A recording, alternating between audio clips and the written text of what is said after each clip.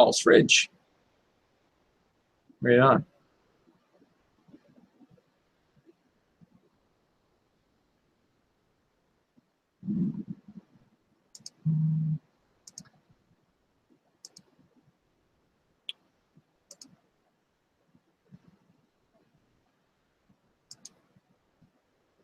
All right.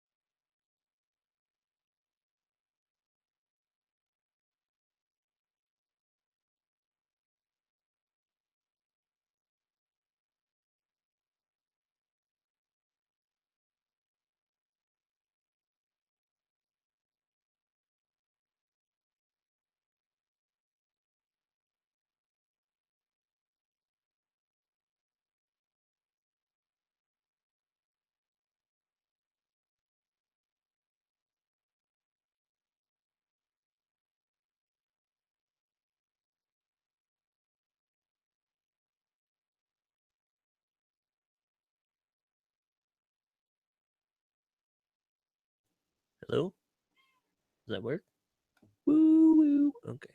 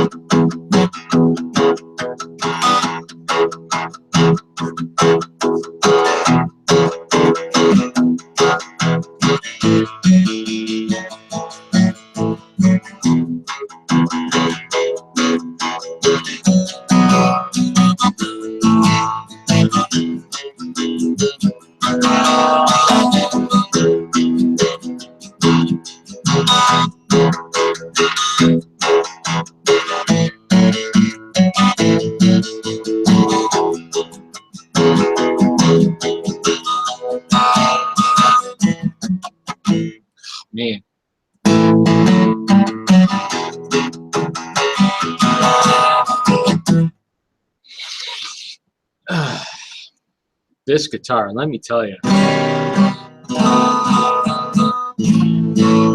This guitar is a beast. It's called the Hondo. The Hondo. You don't play the Hondo. The Hondo plays you.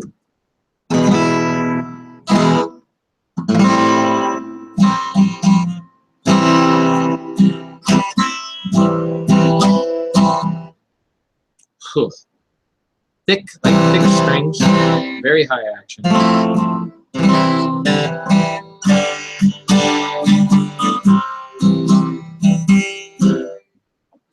I should try doing some slide on here. I bet you this is really good for slide. Let's see.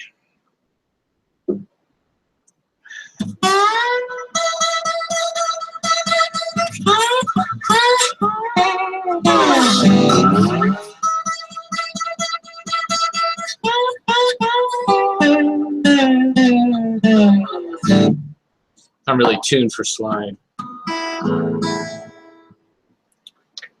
don't even know. I can't remember what a good tuning is for slide. Let's see. Should go open D, open E.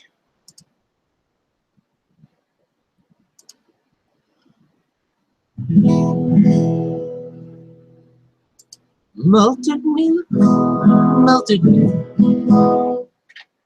Keep chasing my blues away. Let's see.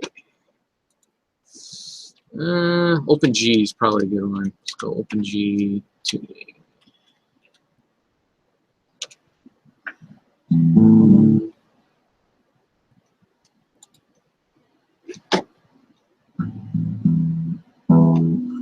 Jeez.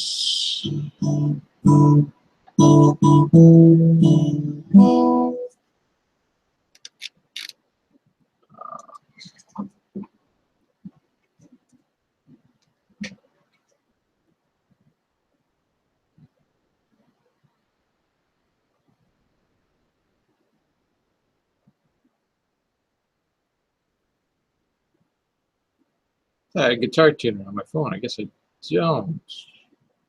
Oh, there it is. Nope, that's a mobile. Or metronome. There we go. Okay.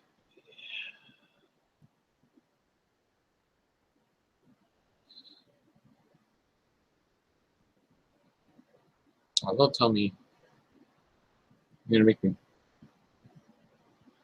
All right, here we go.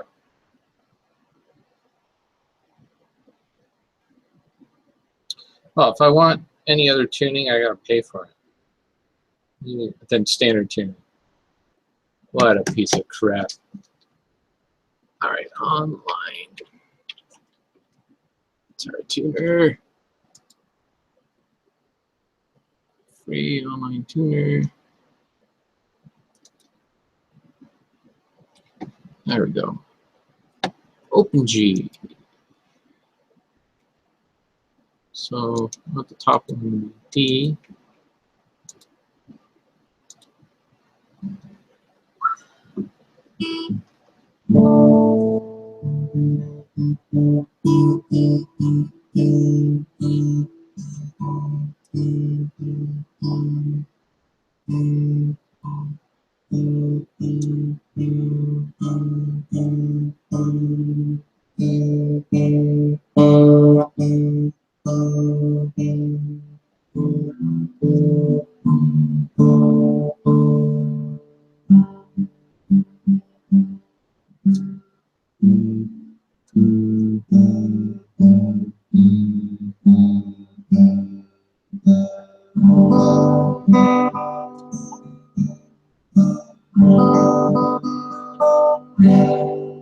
There we go.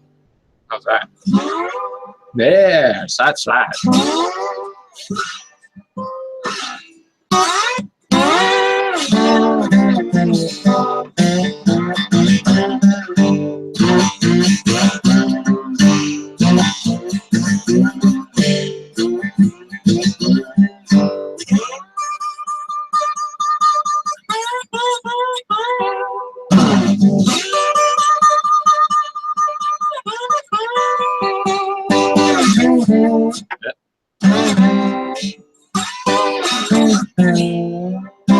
That's it right there.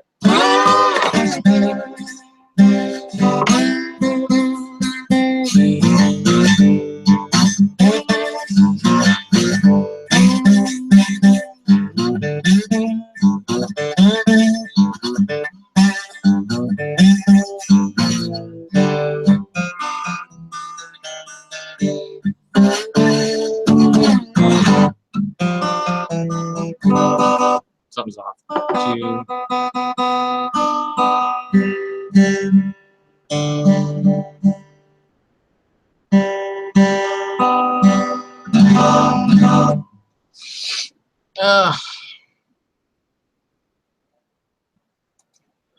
Let's go.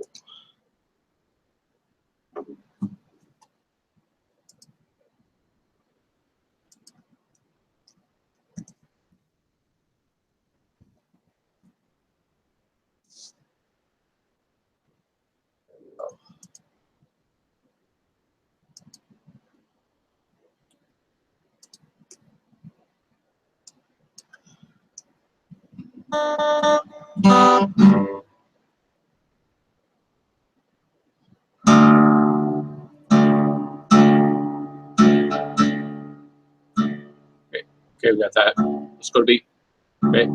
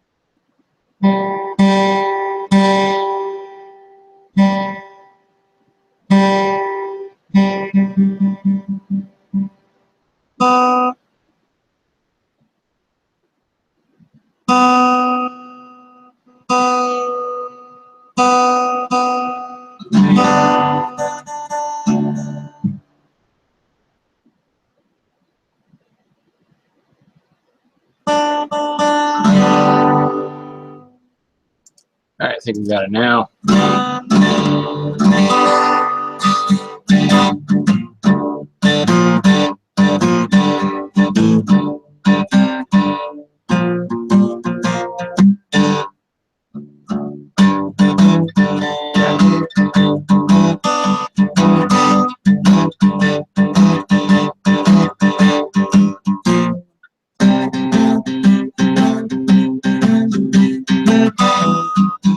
It's been a while since I played some Open G.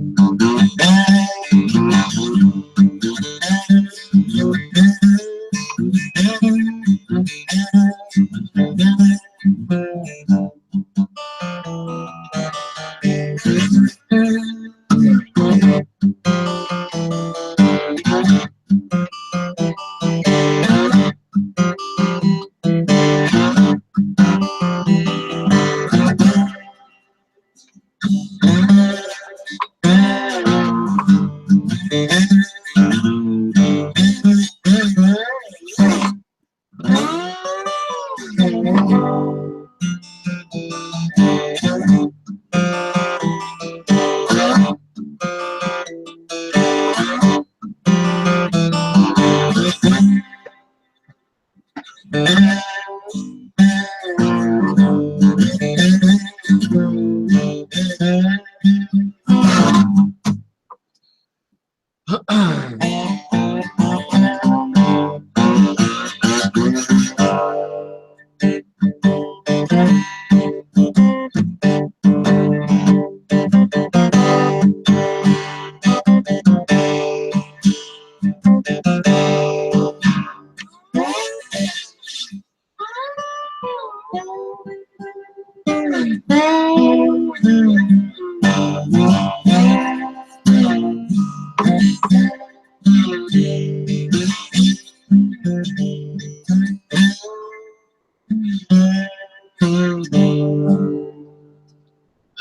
see.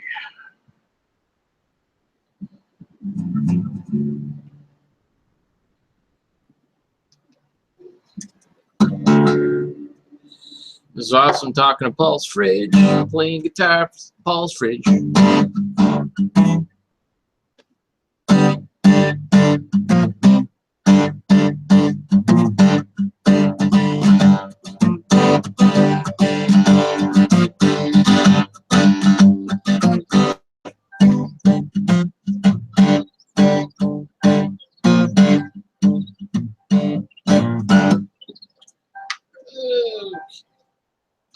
Gotta do something for work.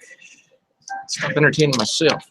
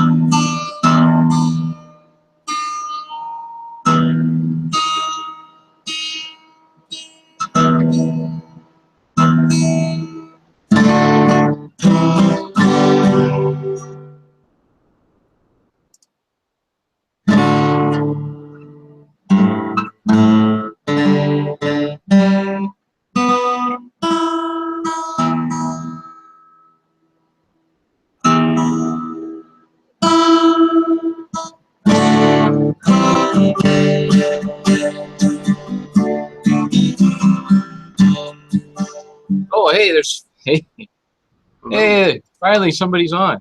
Hey, how's it going? Good. I'm sitting here strumming for like a half an hour.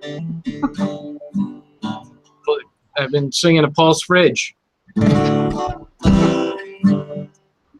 what's going on, Musty?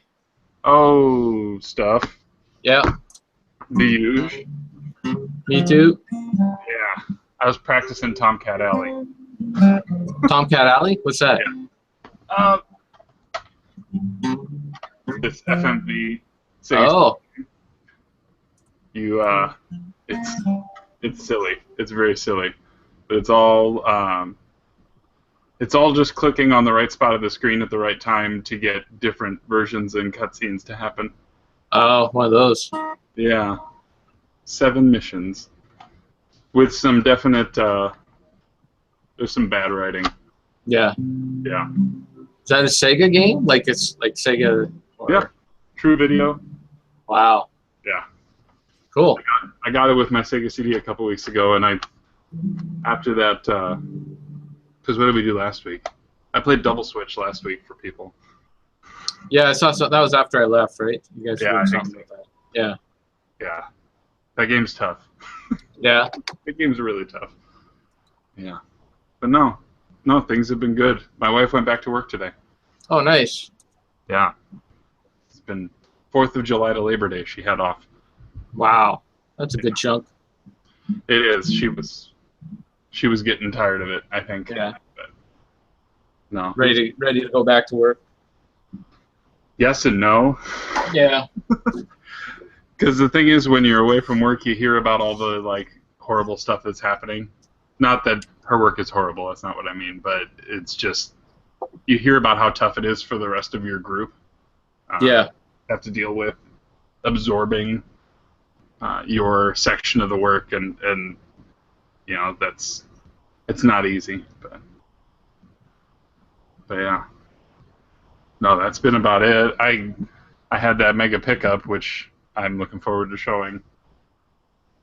Yeah. Was that all trades or? Yeah, that was all the rest of the purge stuff, including like all my extras, like the extra like GBA games that I didn't want, and the PSP. No, the PSP games. PSP games. I may have somebody who wants those sports titles, so. Okay. We'll see. He's supposed to send me pictures of the things that he says he has, but he hasn't sent them yet, so I don't totally trust that he has them. Right, yeah. Because I don't know the guy, so. But no, yeah, that entire remaining list. Get the lights right. We'll just do them all. That entire remaining list of Xbox games and a bunch of other just extras and stuff I didn't want. He may be the.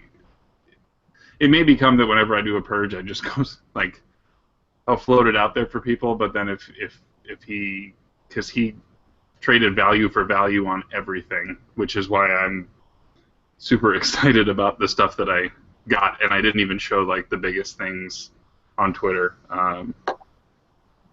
Which I was wrestling with that idea. It's like, do I just hold out or do I trickle this stuff out a little bit?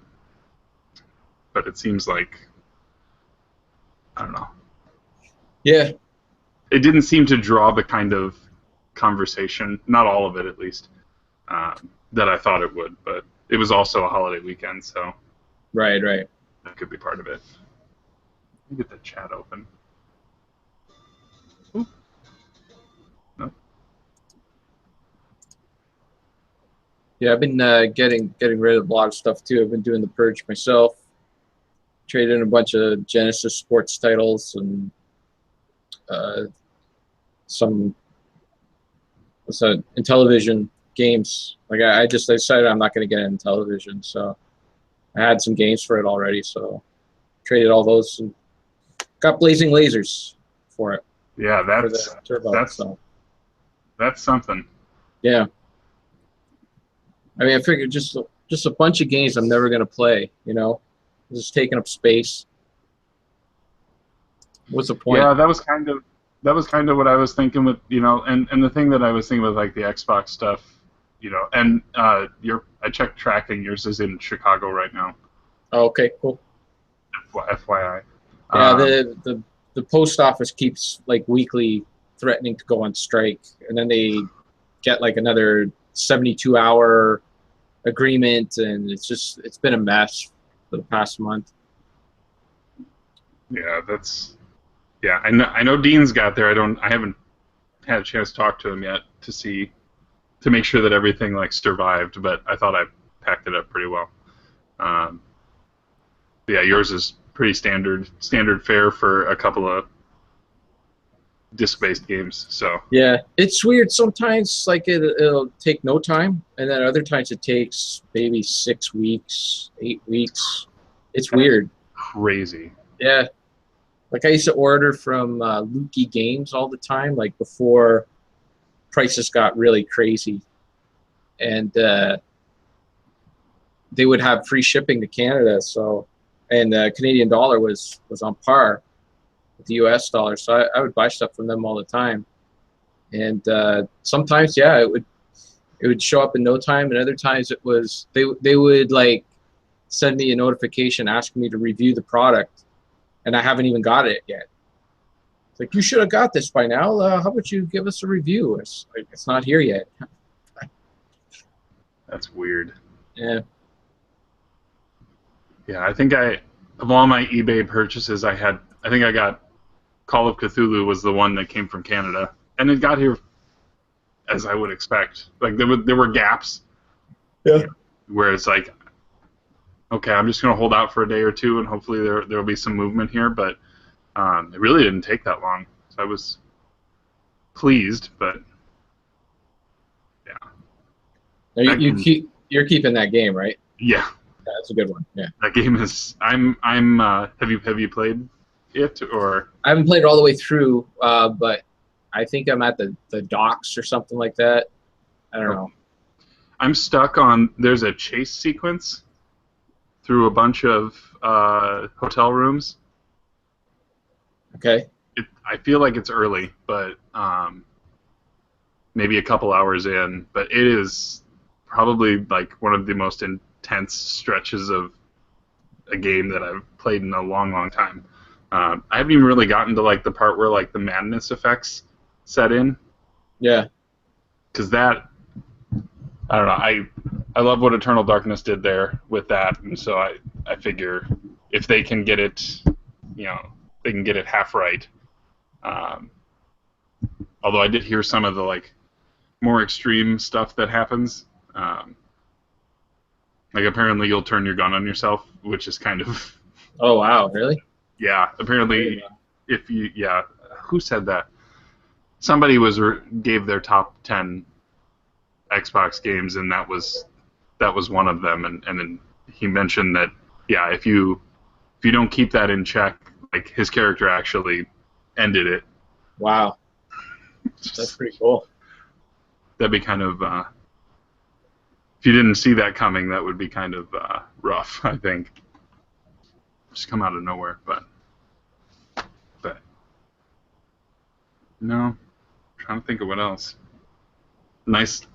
I want to say lazy weekend, but it wasn't. Yeah.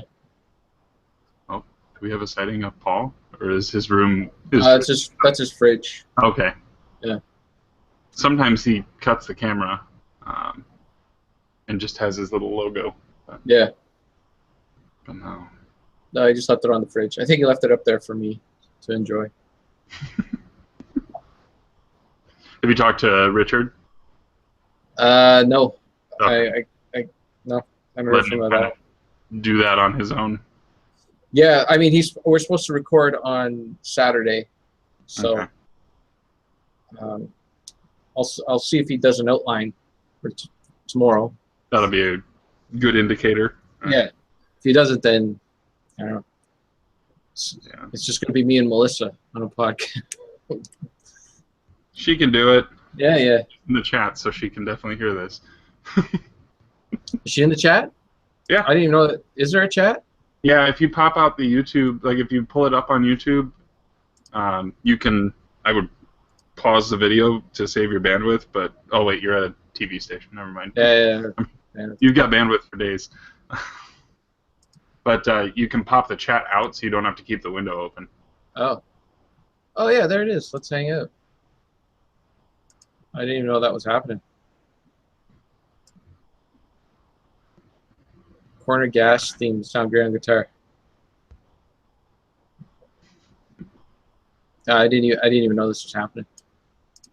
Oh, the chat part? Yeah.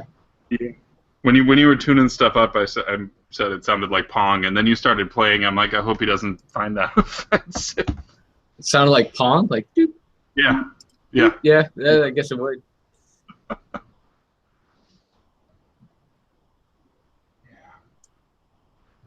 Oh, that's funny. I didn't even know that was happening. Oh well. Yeah, it was a while back. Yeah, because I did check YouTube and I didn't see anything up there, so I thought Paul just forgot to put it on. So Yeah.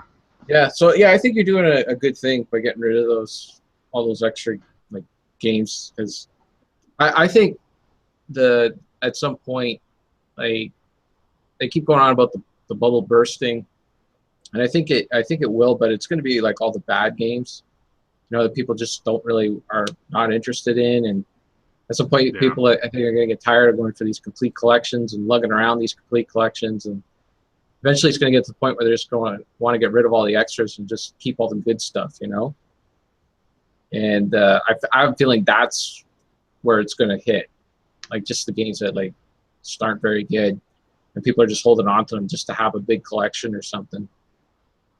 Yeah, it's funny because like over the weekend I was actually paying more attention to my collector group on Facebook, because they actually had some like posts that were thought-provoking and less just continuous sales or people complaining about eBay listings and Goodwill's auction site and all this stuff. But there's one guy, the guy that I bought my Sega CD from, who's the same guy I got the Steel Battalion controller from, is now deciding to liquidate his Super Nintendo so he can go for a complete N64 collection. And it's like, wow, why? Like, that's he's changed his mind like 3 or 4 times over the past like month and a half. Jeez. So part of me is like, give me back the Super Nintendo games that I traded you for the Steel Battalion controller. Yeah. Because I still have a couple that I haven't gotten back through other means, but we can talk about that later. Help Eric purge all his October. Show him all the junk. Oh, purge all his in October. Show him all the junk. Yeah, purge away, man. Get rid of all the stuff you're never gonna play. Hey, I'm bringing a suitcase. He can purge right into that suitcase. Yeah. Yeah, the clock's ticking for Portland, which I noticed is in the title. It also has Hodge. So is Hodge coming? I don't think so. I don't know what.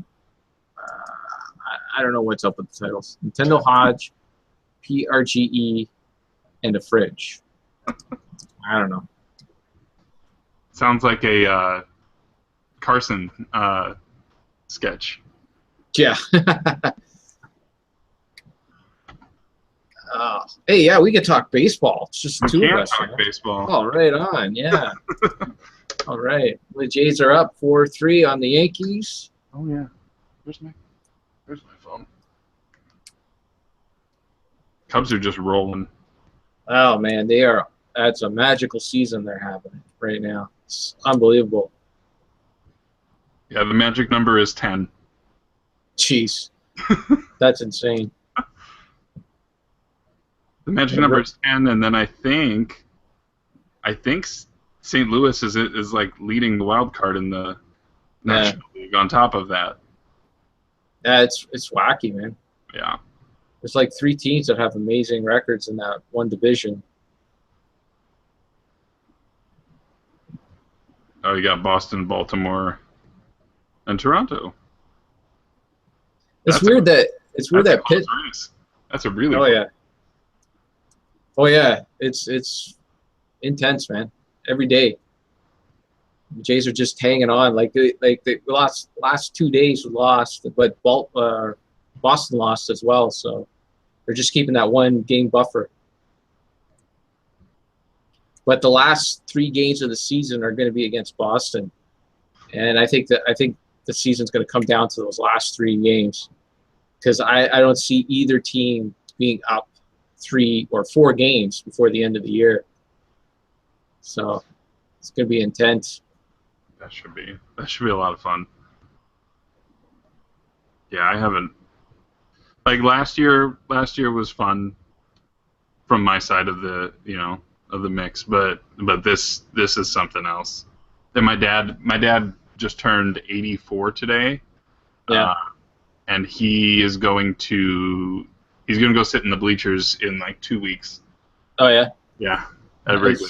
So should be fun. He told me that he used to do that. He used to do that in a time when the tickets were like 75 cents and you could bring your own food. Yeah. There weren't really even bleachers. It was kind of just, Yeah. you just kind of hung out there, and yeah, he used to go get 2 Italian beef sandwiches and go to the game and not spend a whole lot. He lived in north side of Chicago, so. Eek. But I must have seen a whole bunch of good players in, like Ernie Banks. I'm sure. I mean, yeah, he saw the run in '44. Oh wow. Back with when the Cubs had like those powder blue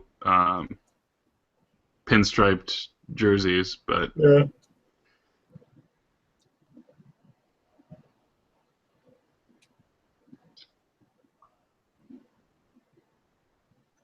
Oh man.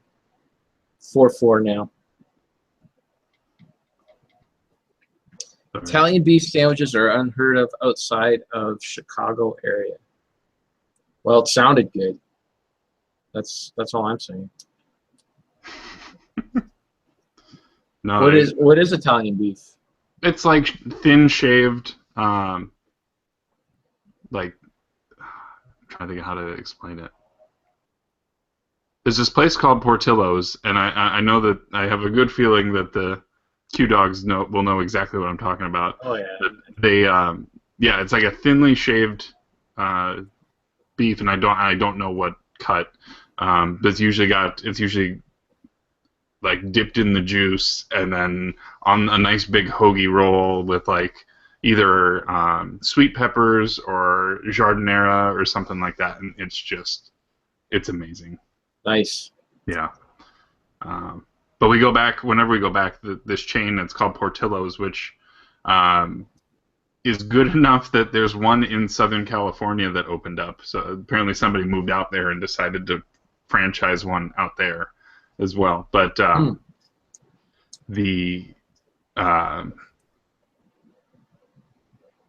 what they do, they've got Polish sausage, Italian sausage. They do one that has both. And they put, so they've got, Italian and Polish, and then they put all the peppers you want on top of it, and right in one roll, which is kind of like Joe's hot dog preferences. Yeah, I want to go to Chicago just for the food. Yeah, if you go during I don't know if I'd wish this on you. The Taste of Chicago takes place in like late June, early July, and it's basically they have all of like, not Grant Park, but like the whole area down there that have vendors set up, and they're all like the big name restaurants, and you sort of buy tickets, and then you go up and you get a small like sample dish from them.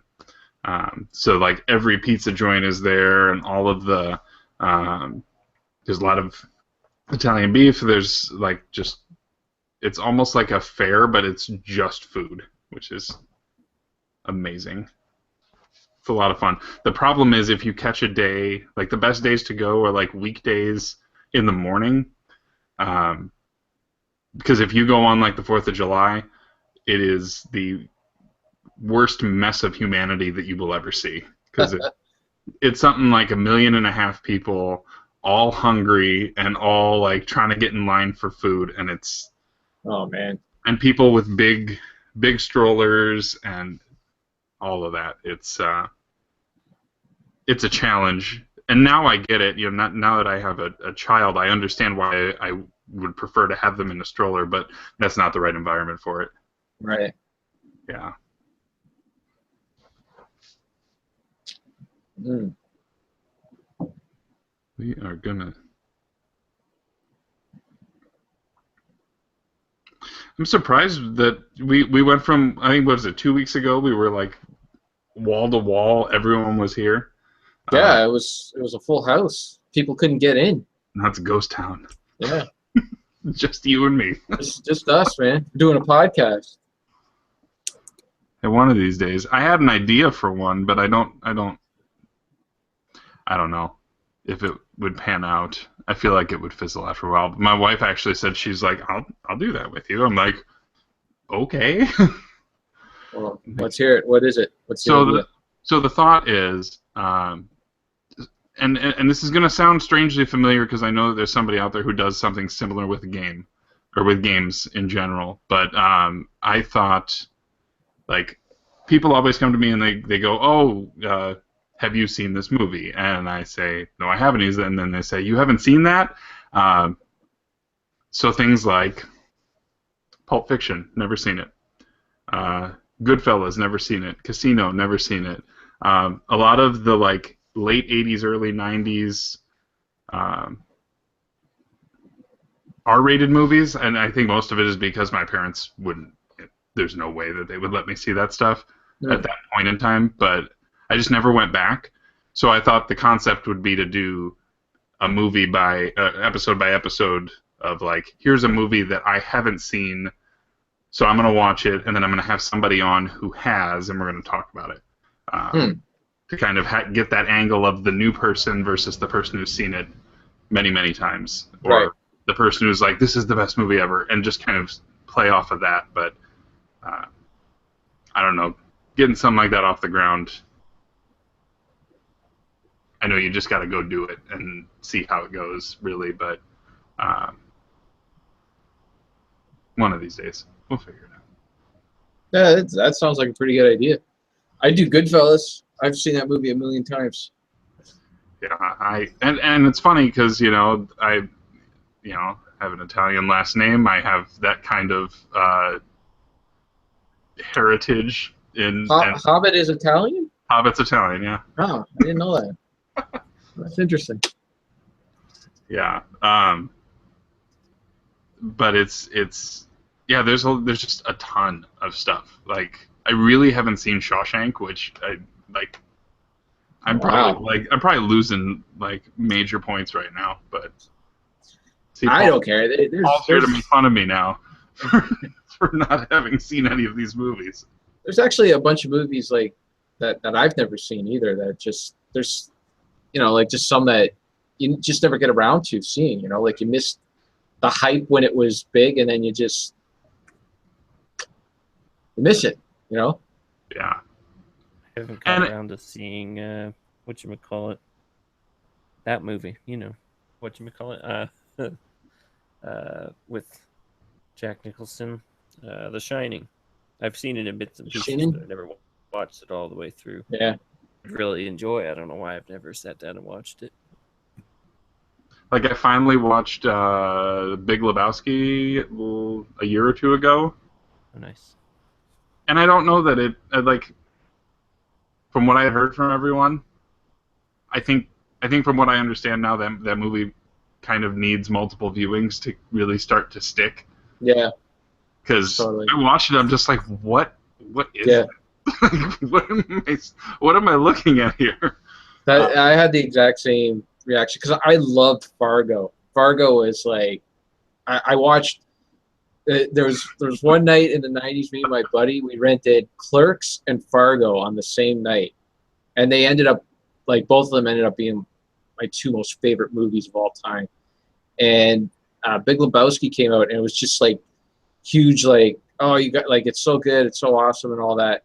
And I was just out of college. I was working my first job. I lived in like butt fuck nowhere. There was nothing to do, but like there was no movie theater, so I couldn't, and I had no money, so I had to wait for it to come out on VHS. So it finally comes out on VHS.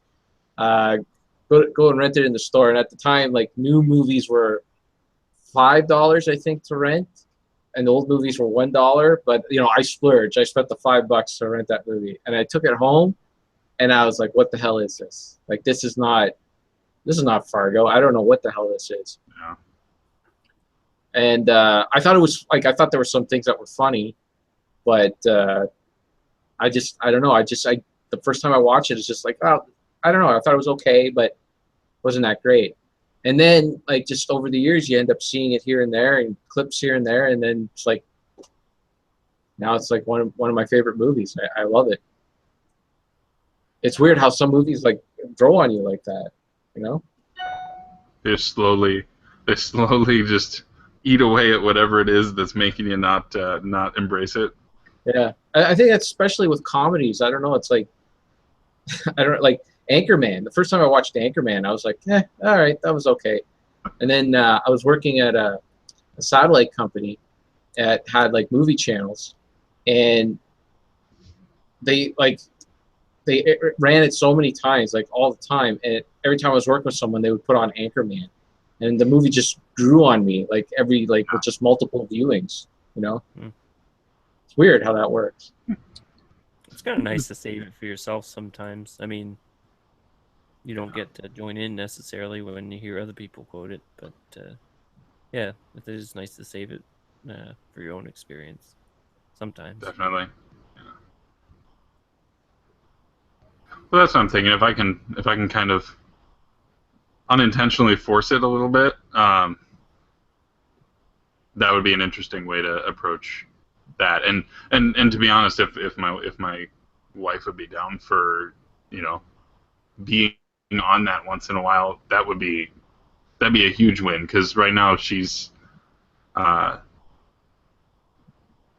too. I mean, she lets me do what I do, but she doesn't really play games. She doesn't really embrace YouTube the way that like I embrace YouTube. And although she's starting to, I think the time off from work kind of woke her up to some of the stuff. But a lot of what she watches is like the clips from like Colbert from the night before.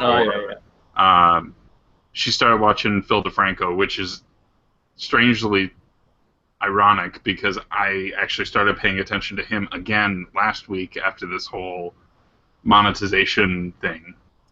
Who? Phil DeFranco. I'm not sure who that is. He's got like 4.5 million subscribers. Have you ever heard of SourceFed? Nope. No? Okay. It's a channel. I don't even know how to describe it. It's like nerd news type of stuff, but he was kind of the figurehead of that, and now he just is off on his own doing his own videos. But a lot of his stuff got hit with that new demonetization situation with YouTube, and I didn't really understand it until I listened to what he had to say about it. But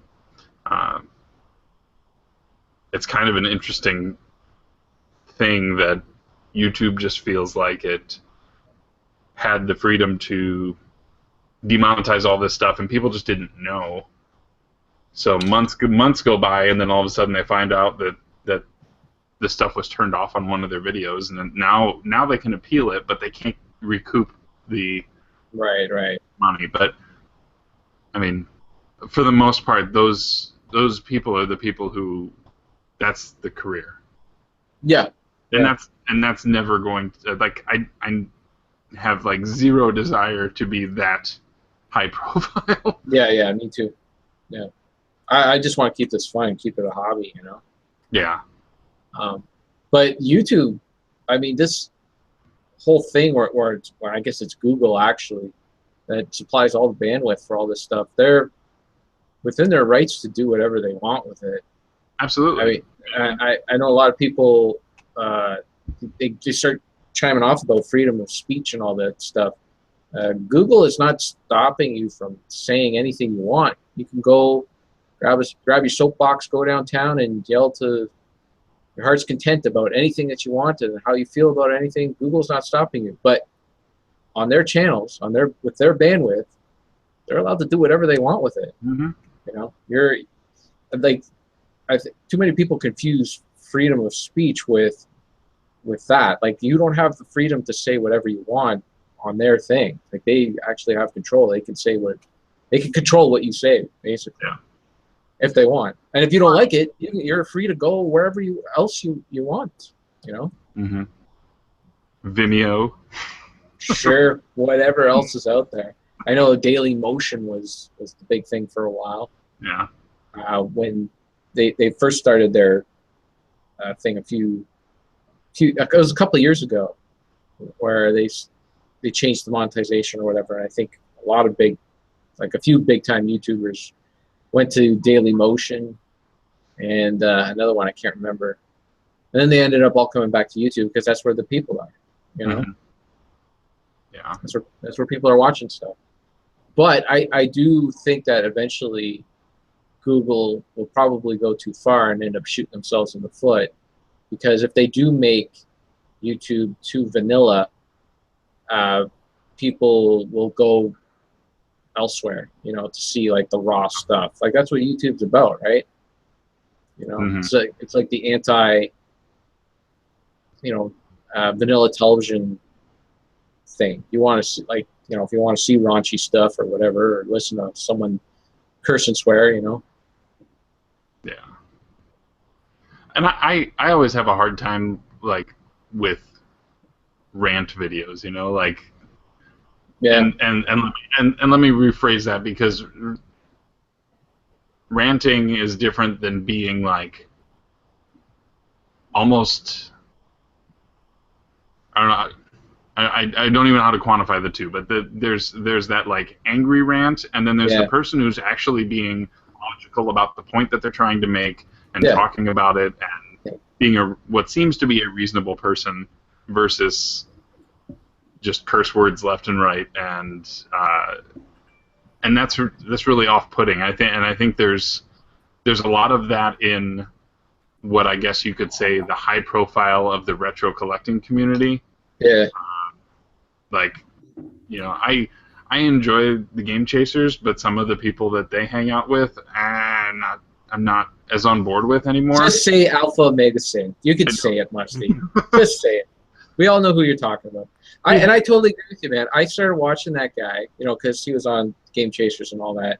Mm-hmm. And then he did this video one time, and it was about Phil Fish, the guy who did Fez. What's that game? Fez. Yeah, the guy that did Fez. And just going off on him. Like, he's an asshole, he's a jerk, he's a whatever, all this stuff. And it's like, you don't know him. You don't know him. You're putting a lot of juxtaposition on him, like a lot of thought and stuff like that. But it's really, you don't know him. You know, like, you could be angry about something that he says in public or about something like that, but like, he was just putting a lot of stuff in that guy's head, and it really turned me off. It was so angry and so just I could not get into it. Now, if somebody was to do a video like that says, like, Phil Fish says a lot of bad stuff and he's a lot of stupid stuff, and we're trying to understand, like, what's going on with this guy, and, you know, stuff like that, I'm fine with, you know, or a video where you disagree with someone or something like that. But when you're just spewing out nasty stuff about somebody, it doesn't even make any sense, you know. I'm with you, man.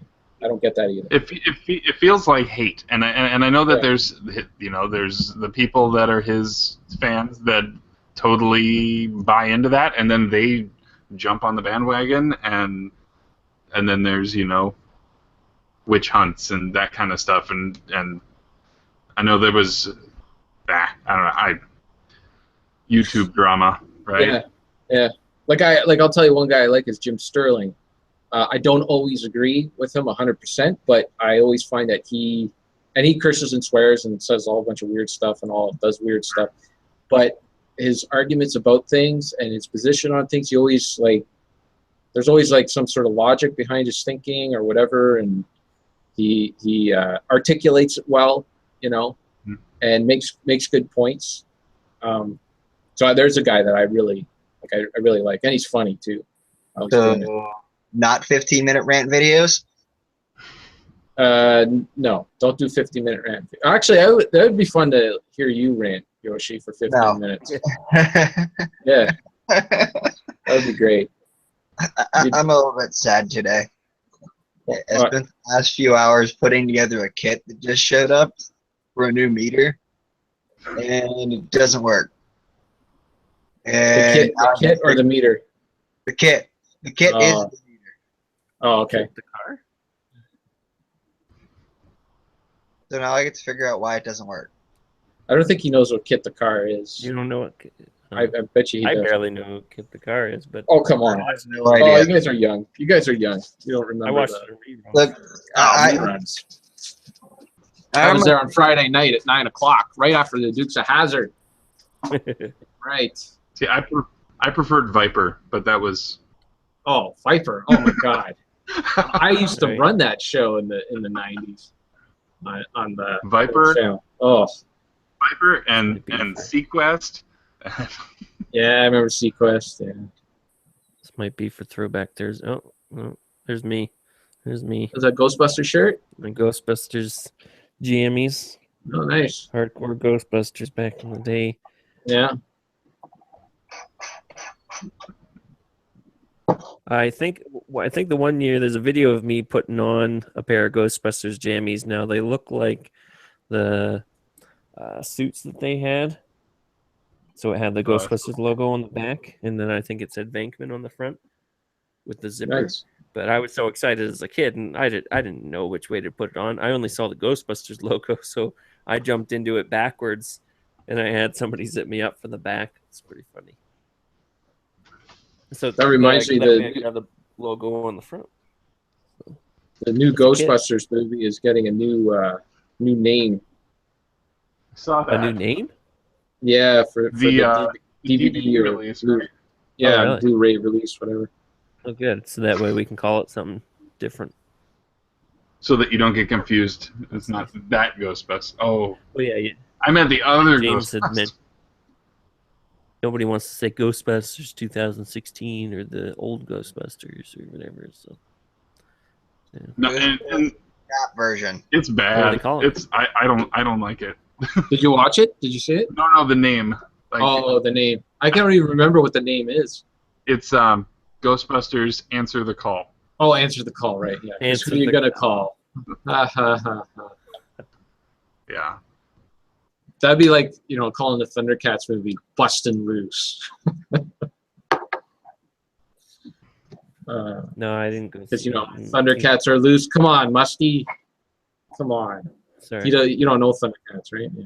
I know the Sword of Omens. That's about it. All right. Well, you watch Thundercats. That I've was got a funny- sword thing, right? I have a. Where's You have a Vintage? Thundercats You can sword? talk- No, I don't have one of those, Oh. but that would surprise you, wouldn't it? Yeah, it would. Yeah. It and it was not in my trade. I have a Thundercats game for the DS. I haven't even played it yet.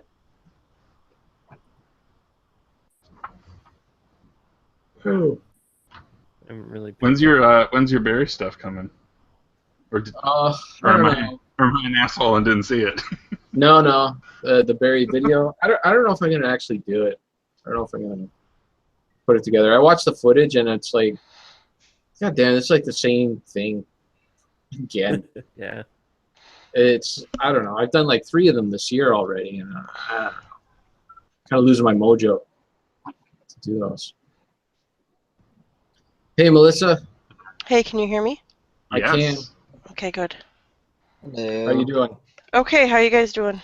Good. Good. Okay. Excited to record Fandango on Saturday. Oh, I'm always ready. All right. Got some stuff. We got some stuff for our queen. Oh, okay. Oh man, I'm gonna totally fail. You gotta give me the cheat notes. No cheat Yeah. notes. No. Man, I'm gonna fail. Notebook notes?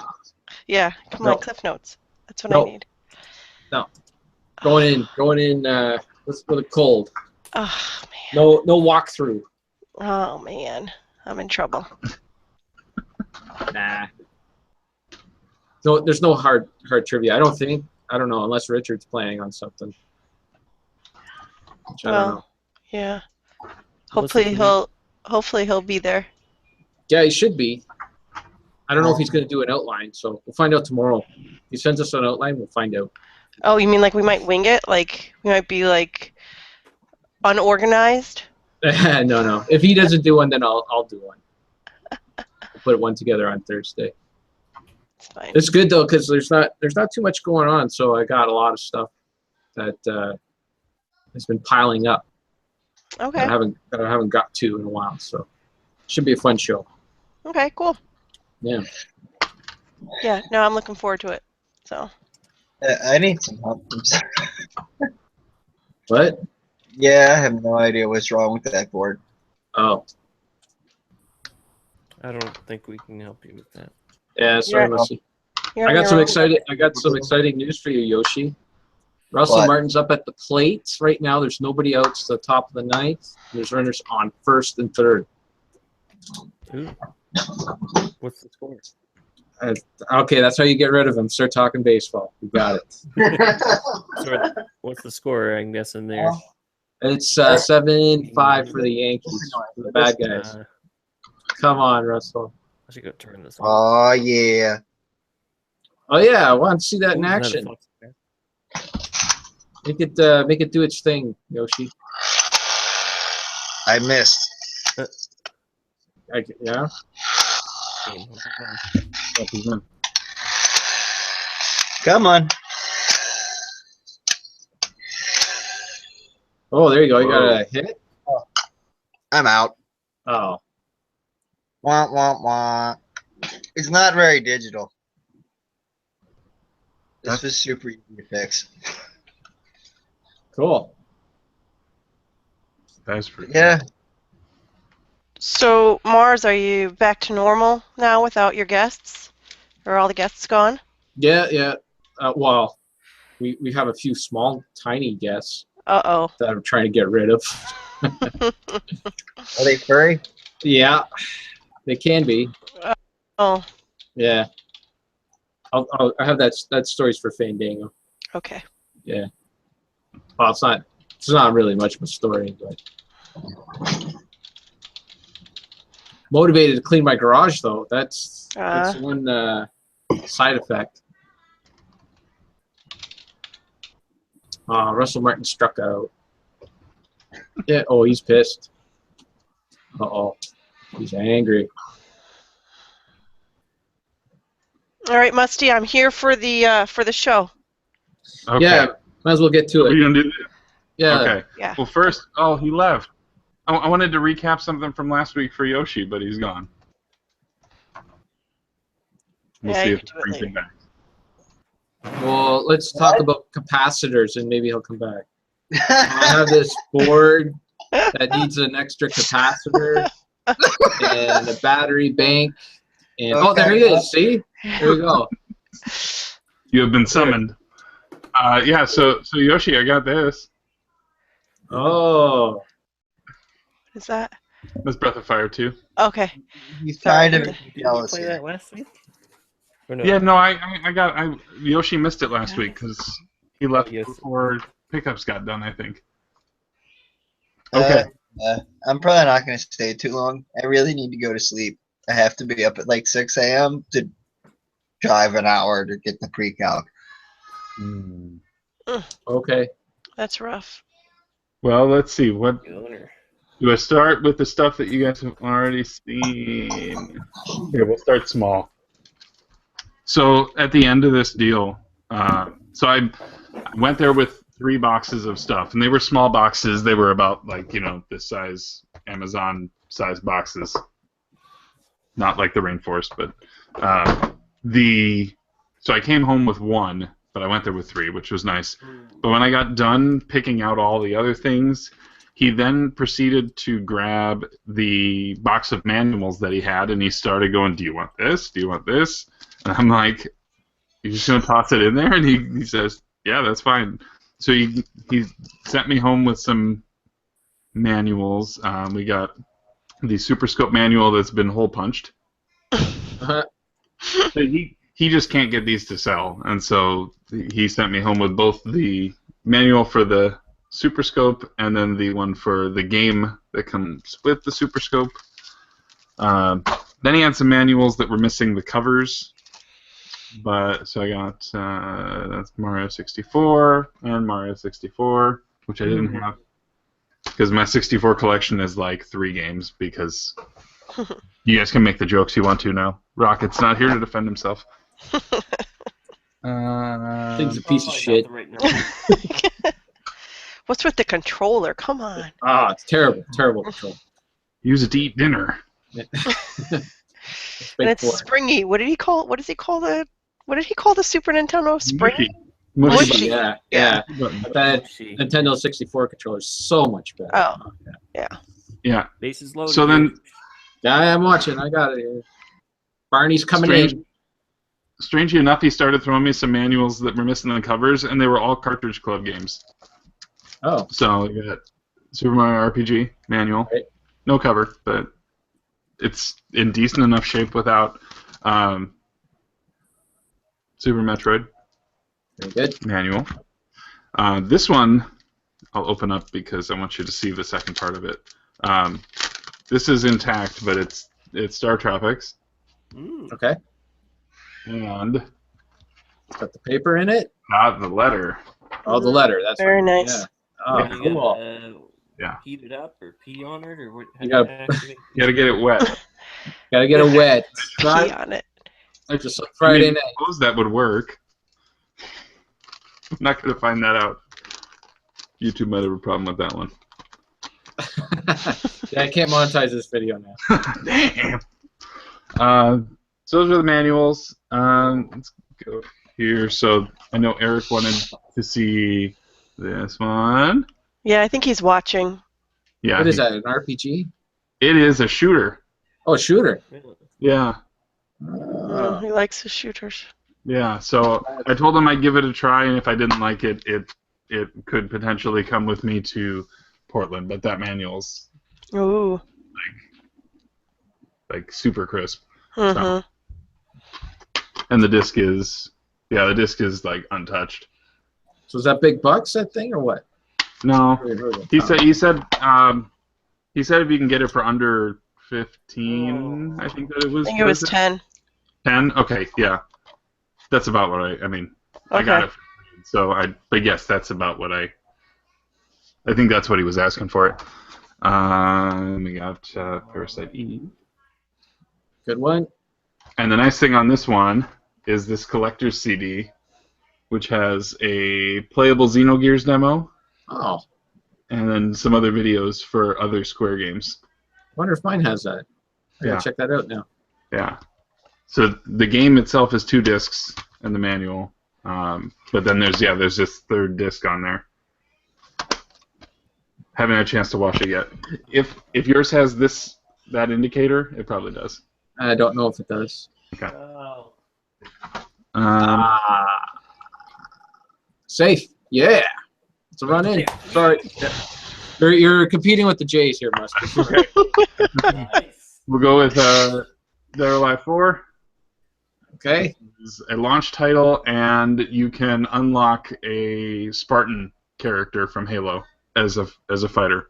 Oh, really? I don't know. That's kinda cool. Does she have bouncy boobies? You can't tell the armor's a little solid. Ah, they didn't cut holes out of the armor? Come on, it's Team Ninja. I mean, the cover's got plenty of it. All right, just hold that still there for a second. Yep. Did you see the game Vintage picked up today? Yeah. I have that game too for the gameplay. It's all about the gameplay. Yes, Chambara. it is.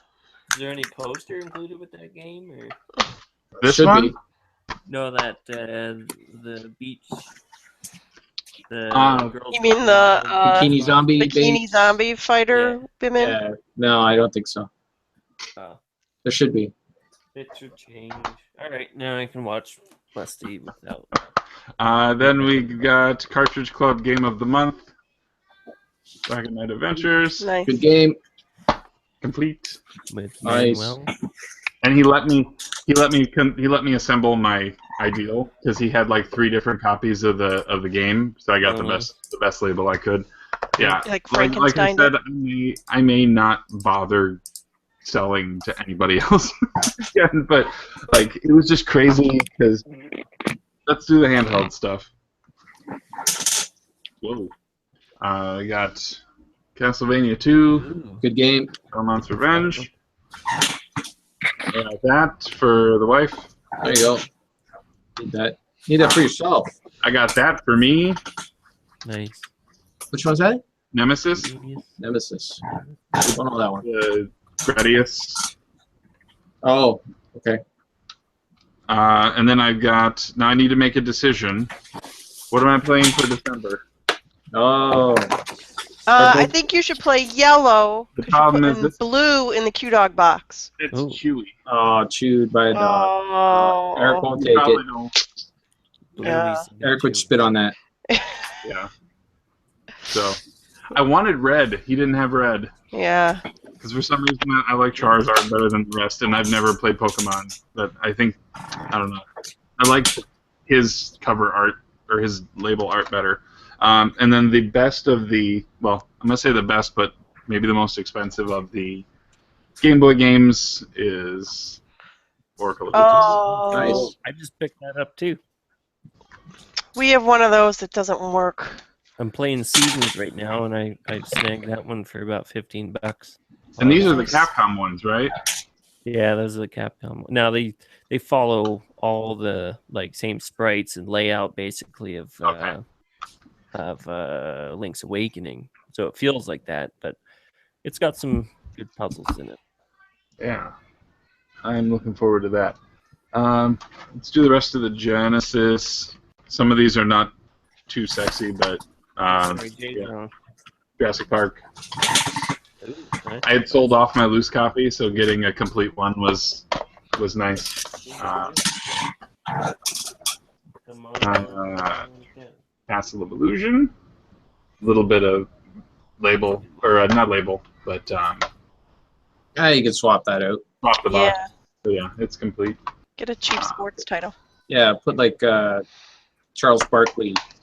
Shut up and Shut jam. up and jam or whatever. Yeah. Hmm. Shut up and shout. Cartridge Club Game of the Month. Yeah, there you go. Have it. Now Got it now. I do now. One of the 3. Sweet. Yeah, I've got one, and I had 2 already, but now I've got those 2. And then this one, the ironic thing with this one is that I traded this to him to get Mega Man like a year and a half ago, and so I got back Steel Empire. Oh, you Do you think he remembers? He does. Okay. He does. Because I said to him, like, I think I gave this. I mentioned it to him. I mean, all that tells me is that it doesn't. There's not people looking for it. But the other game that I sold him or traded him back then was Arrow Flash, and I was hoping that he had it, and I couldn't find it. Arrow Flash is a box. little harder to find for 2 good shooters on the Jenny. Yeah. Tough trade, but I guess it's a decent trade. Yeah. I mean, at the time, I wasn't thinking about it. I was Steel just like, Empire is a oh, nice well, one. this I'd is like to get this is worth something. I can get Mega Man for this. So, but yeah. So if I can find Arrow Flash, or if maybe he's got it in like storage or something, I will probably try and reacquire it. But yeah, so that's the last of the Genesis. No Got a luck on the couple. wild pitch. The cartridges are coming, I promise. I got myself a first edition copy of Mass Effect because Nice. I had sold this one back, and then I got the Platinum Hits edition, which has the DLC on it. But I wanted to have an original, and it's clean, so I'm happy there. And then I got Otogi 2. Nice. Yeah. So I have both of these. Have you played them yet? No. I tried playing the first one, and then you can't. The camera's reversed on it, and you can't. There's no option to change it. It's like vertically or horizontally? Both. They're both opposite. It's like How does it opposite left and right? It's opposite left and right and up and down. That's crazy. Yeah, it is. I can get the idea like the inverted kind of thing where you're flying a plane or something, but yeah, but then not left and right. That's just weird. It's funny. They used to do that in games all the time, and you used to not think anything of it because you would just get used to it, right? But Come on. And to clarify, because I see Fitnat's asking, the Platinum Hits version of this, there is a 2-disc version, and the second version has the Bring Down the Sky disc. And I could go grab it. Maybe I'll grab it later. Okay, before we get to the cartridge stuff, I'm going to take a quick detour to what I got over the weekend. Sorry, Dragon Age 2, Lord of the Rings War in the North. Oh, I want that. 2 Worlds.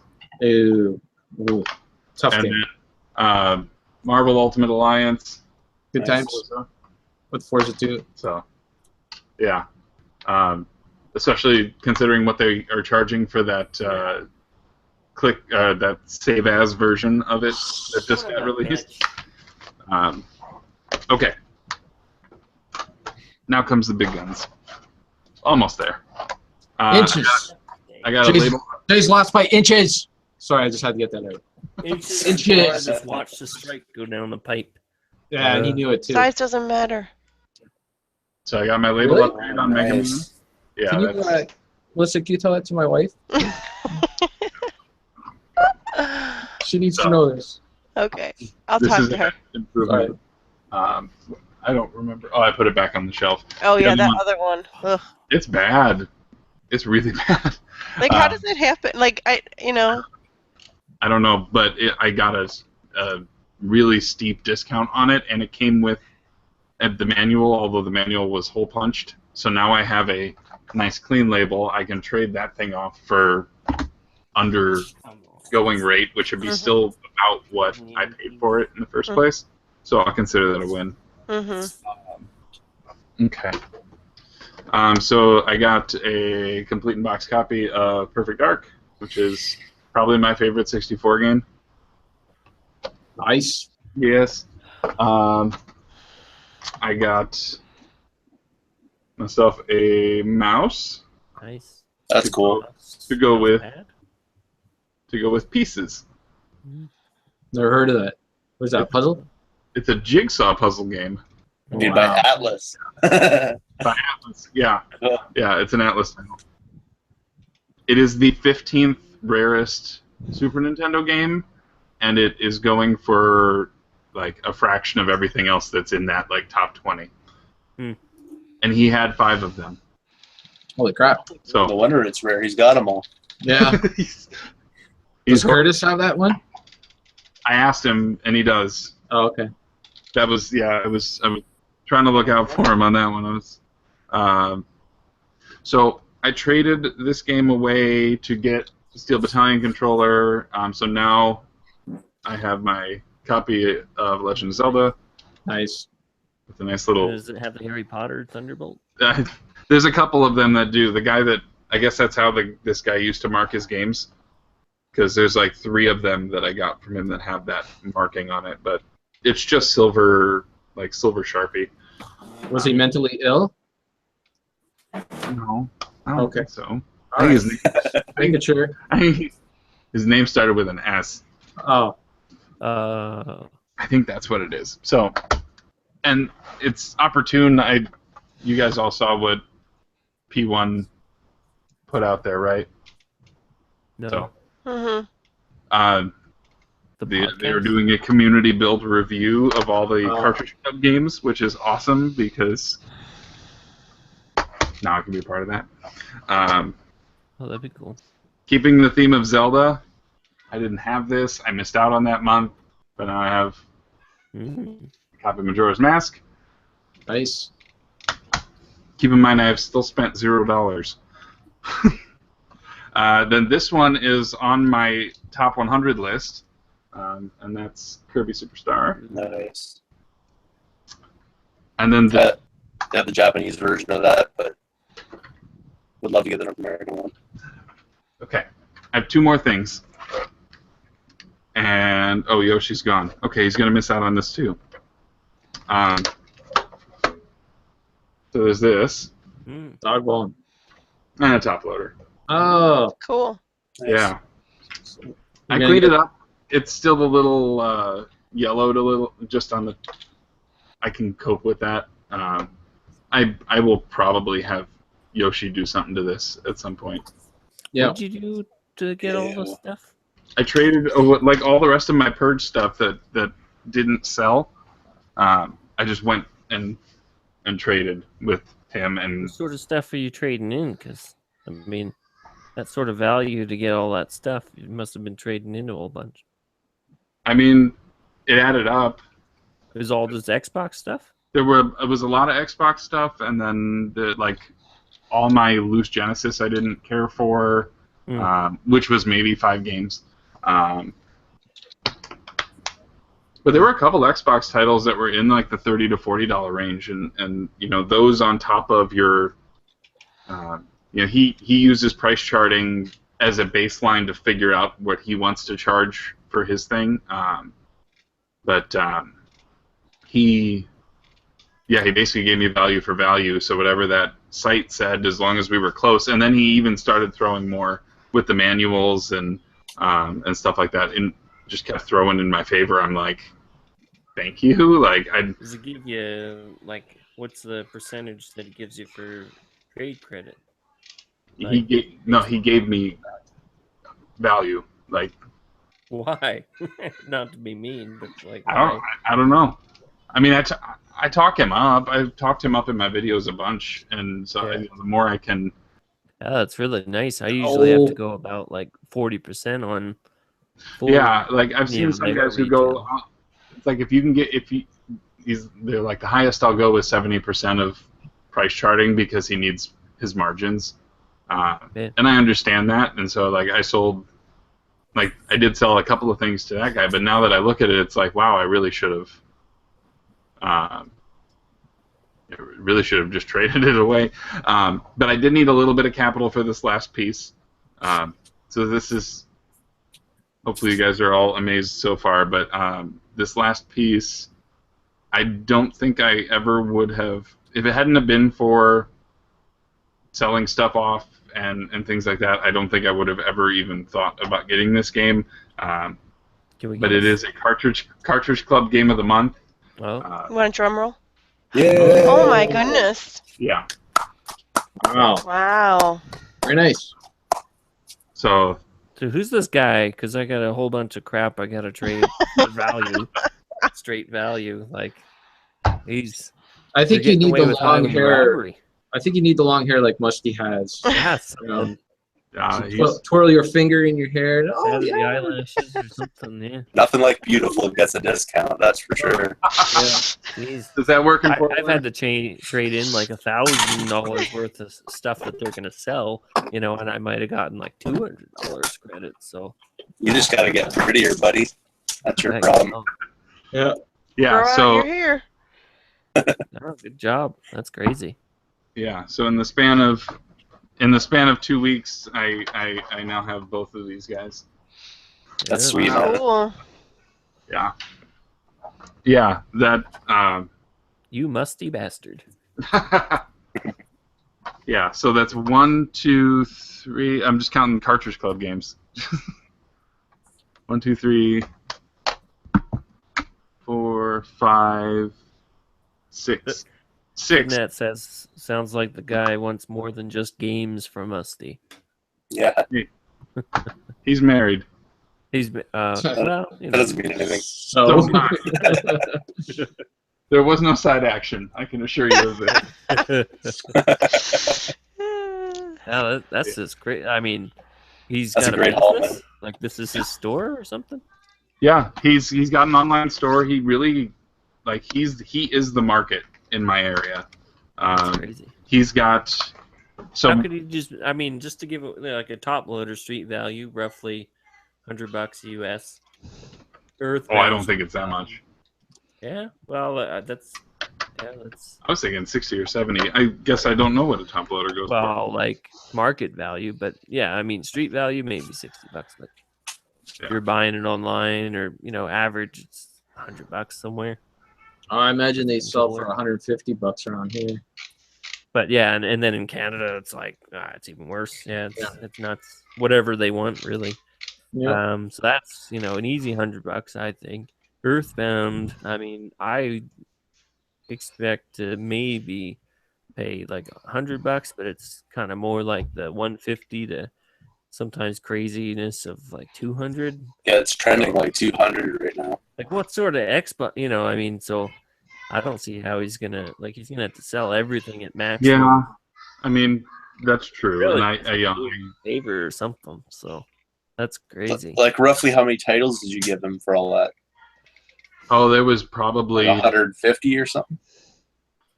now. Keep in mind, Earthbound was paid for with stuff that I had sold in previous sales. Oh, okay. So Previous credit. take Earthbound out of the mix, but I mean, I think we were talking something in the range of like 550 US on both sides. Games. And as far as number of games, though, maybe 70 or 80. Yeah. But there were a couple. I mean, one of the big hitters there was Test Drive Eve of Destruction, which is going for like $35 or $40 now on Xbox. Yeah, even if you get $3 a piece, kind of bare minimum, you're looking at $240. So Yeah. okay. Well, that is a lot of games. I was thinking you're gave trading him- like a shoebox of 20 games. I'm like, this guy's nuts. Well, the thing is, I think he makes his big haul on garage sales, and he's got Facebook minions, for lack of a better term. They funnel and so, stuff. like, anytime I see in like the local garage sale sites, not like the specialty group the collector group that I'm in, but he's in that too. So he does a lot of business there. But he's got people, every time I see an NES go up, somebody has posted his name. So he is. Yeah. I don't know what he's working with on Capital, but he can. So the lot, I should find the picture of it. The lot that he got from this guy, and I don't know what he spent for it, but it had Majora, it had Earthbound, it had Zelda, it had Super Metroid, it had Conkers, it had it was ridiculous what he had, and I picked out the stuff I wanted. I mean, I guess Earthbound isn't that easy to move, but in a way it is. I mean, there's enough interest. If you, I mean, probably post it and sell it pretty in the group that I'm in, I happened to be first in line because I got wind of it before everybody else did. But there were easily 3 or 4 people who had the cash ready to go for that. So yeah, I mean, just those things. A lot of like Kirby, you could sell pretty quick. Top loader, you could, lowballing if you sell it for like $80. I mean, you can make your cash. So yeah, you must have really liked some of those titles that you're giving them. But yeah, no, I was. You might be working on that kind of angle too. Like if you have a game that's worth a couple $100 or whatever, you're not getting people buying that every single day, but you might get somebody buying like a $30 title. But you can post $25 title. You can post an Earthbound on eBay, take 10%, and still make a killing off of it. Mm-hmm. Yeah, but if he's looking to move like quantity to fill a store or something like that, if that's his angle, then maybe that's the angle. Yeah, I mean, I think he was trying to first recoup. Like, I asked him, I'm like, will you do trade for Earthbound? And he was like, no, I need to recoup some of what I spent for this bundle, which I totally get that because of everything else that was in there. And there was also Super Castlevania 4, but I am trading that away to somebody, and that actually is already gone. So, well, let me know when he gets another Earthbound, and I'll shovel some of my crap that I've been holding on to. I mean, valuable games over to you, and just. But yeah, that's a nice trade. Yeah, so that was that was my Friday. Yeah, I was a little on the ecstatic side coming off of that, which is why I was like, I kind of want to show everybody now, but I really want to save it for Tuesday because that's when everyone wants to see it. So, yeah. That was crazy. Now I need to put together the video because I told him, yeah, he's doing it. To cut this out of the chat, and then he'll just post it for you. No, you don't need to do that. But I told him I would talk up. There's a big event. So there's a Waterloo close to us. It's not the same one. And every year they have a world. They call it World's Largest Garage Sale, which is basically just a.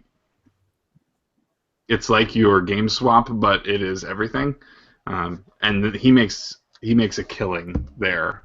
And he's the only vendor who was at the Cedar Rapids Comic-Con, the only video game vendor. And I know he might have cleared 5 figures in sales at that event. And it was one. Really? Yeah. I mean, he's got and he's got a collection of his own. He's going for CIB Super Nintendo, and he's got it. Like I've seen and held the protector for Big Box Earthbound. The Big Box Earthbound, which is awesome. But yeah, so now I need to play these. Oh, I forgot. He gave me protectors for my Final Fantasy and my Final Fantasy Mystic Quest, but I ended up swapping the worst case I had on Final Fantasy 3. Oh wait, there we go, 3, and then put that on Mystic Quest and put the new one on 3. Yeah. Overkill, right? I got blazing lasers. Yeah, you. Yeah. I didn't know you had a turbo, Kevin. Yep. When did you get that? Must have been. I don't know. Years ago. Yeah. I only have about 5 games for it. Nice. That's one I don't know what the markets or what the availability is over there, but that's one I just can't get into because of availability. I've only ever seen it once in the wild. It's zero next to nothing. Yeah. See, you, like maybe 1 or 2 vendors at the swaps will have some, and they'll all be overpriced. Yeah. I only got blazing lasers because I traded in a bunch of crap, bunch of sports titles and that. Just like what Musty did. I didn't get value for it, but I got about $60 worth, and they were charging $60 for blazing lasers, and I said, "Well, give me that." There you go. Boom. It's practically free at that point, right? Yeah, I mean it was all, I don't know, Genesis sports titles. I paid, $2 or $3 for each or whatever. And pretty much gave me that in value back. So if I get a turbo and I want some games, I might just end up doing that. Whatever that flash card is, where you can put your. Oh, there's that new one. yeah. Oh, no, I'm sorry. I'm thinking Genesis. I think there is one for the turbo, but I don't know how. If you're gonna get I don't know if the turbo can play PC Engine games, but anyways, they say if you're gonna get turbo, you get a PC Engine because then you can play both, right? Yeah.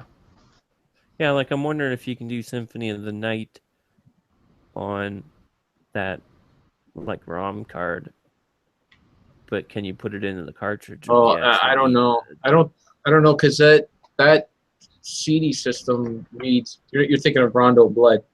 Or Rondo? No, isn't it Symphony? No, Symphony of the Night was PS1. PS1, yeah. Oh yeah, Rondo. Rondo Blood was the turbo drive, but that disk drive reads from the back. It's an extension that goes onto the back, so it doesn't read from a HUD card. So I don't know. I don't know if it can. That'd be interesting though. I never thought of that. Did you get? Are you going to send it to Yoshi to get it recapped? Because it sounds like that's inevitable. That if you don't get it, I think there's a capacitor in there that just wasn't designed very well, and they said that it's eventually just going to leak into the board if you don't get it looked at. You take Well, it apart. I don't think it's a problem yet. No. And if it does need to be recapped, I would just do it myself Oh yeah. instead of paying all that money to send it to Yoshi. Yeah, I guess so. That's not too much, eh? Yep. Yeah, that's Well, my other I concern. think I gotta go. So Stupid just Blue see you Jays. guys next week. Bye, See you Kevin. then, man. All right. See ya. So Paul, were you trying to summon Hodge today, or what? Yeah, I'm just blatantly going for clickbait here. I figured one of the three will be true, or will make an appearance, and my fridge made the appearance for the Yeah, chat. So We'll talk about Portland. I can assure you. yeah, Clock's ticking. yeah. Don't. Did you buy your ticket? I haven't, but Oh, musty. we're moving on it. I It's actually- worked things out with my dad so that I can actually fly out of Chicago instead, which is going to save me some cash. So Oh, nice. Well, today's Tuesday, so today's the Southwest Sale Day. they have sales on Tuesday. Yeah, usually that's one of the best days Yeah, to buy your Tuesday ticket. through Thursday this time. See, that's weird because I click on Southwest.com, I go to the website, and it doesn't it really doesn't work for me, and I don't know why. Well, let's say who goes out of is there a major airline that is based out of Portland? Somewhat. Based out of Portland, no. You've Or got like Alaska. You can do Alaska Air. That'll go direct to Chicago.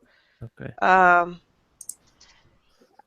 just and wondering because to go to Portland, I mean, it never seems for us at least, it's not like one of the cheaper places to fly because No, not a lot of people are going through it.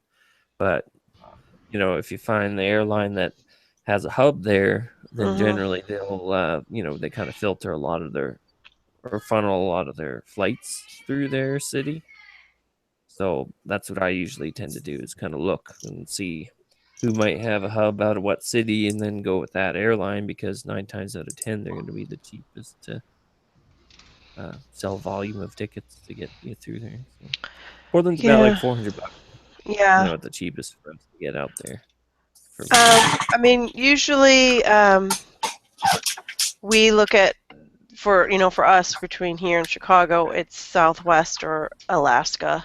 I think my in-laws fly United too, but I almost never get. Chicago, so Yeah. one way at least. But it doesn't. I would say that maybe Alaska would be the closest, but I don't know if they necessarily have their own. I'm going to visit my grandparents that same weekend. I think the 22nd. Is that right? Yep. Yeah, so I won't be able to come out this year for sure. But I'm actually looking at because I have some friends in Phoenix area, and so I might end up going to the Game On Expo if that could work out. Cool. Going to Phoenix is kind of cheap. Usually more in the winter than the summer, but going to Phoenix is cheap for us Albertans because that's kind of the Florida equivalent, I guess, for people in the East to go vacationing for a lot of the seniors. So we go there. Our snowbirds go there for the summer or for the winter. Sorry. So that's how the vintage thing all happened. My dad was actually there on business, so and he was here at our place beforehand. So I said, "Hey, you take this thing and meet up with this friend of mine." And he's like, "How do I know who he is or what's his name?" I'm like, "I don't even know his name." so I messaged Vintage and gave him my dad's number. I said, "Yeah, just text him during these dates because he's got something for you and he'll meet you there." He's like, what is it? What's this item? I said, "It's a surprise, but I think you'll like it." He said, "Okay, but I'm not hanging out with your dad." But he ended up hanging out with them for a bit anyway, which is kind of funny. So my dad's met Yoshi before me, and he's met Vintage before me. He met up with Dean as well, but got together with Dean before. But yeah, he's delivered things to all three of those people. Pretty funny. That's great. So yeah, Phoenix actually might be a reality. That's cool.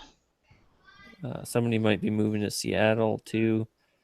So I might even get there for the Seattle Retro Gaming Expo. Mm-hmm. Portland, I can see why some people don't end up going to Portland after a while. Like you go for the first year or your first time because it is really a lot of fun and it is a huge convention with lots of things to do. But like last year, 2015, there was a lot of YouTubers missing just because it is an expense to get all the way up there, and if the if enough people start saying that they're not going, then it kind of snowballs and a whole bunch of people end up not going there. So, but the one year that I ended up going, after listening to Retro Rejects and seeing Retro Liberty and all those other guys talk about it, none of them showed up. So it's kind of sad.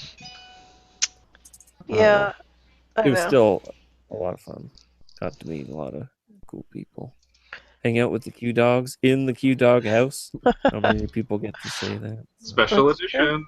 That's true. Special edition. We do record them on Monday nights, so. That's nice. Were you guys doing in the Q Dog house when we were there? I don't think you'd started No. it yet. Yes, we were because we did a live version.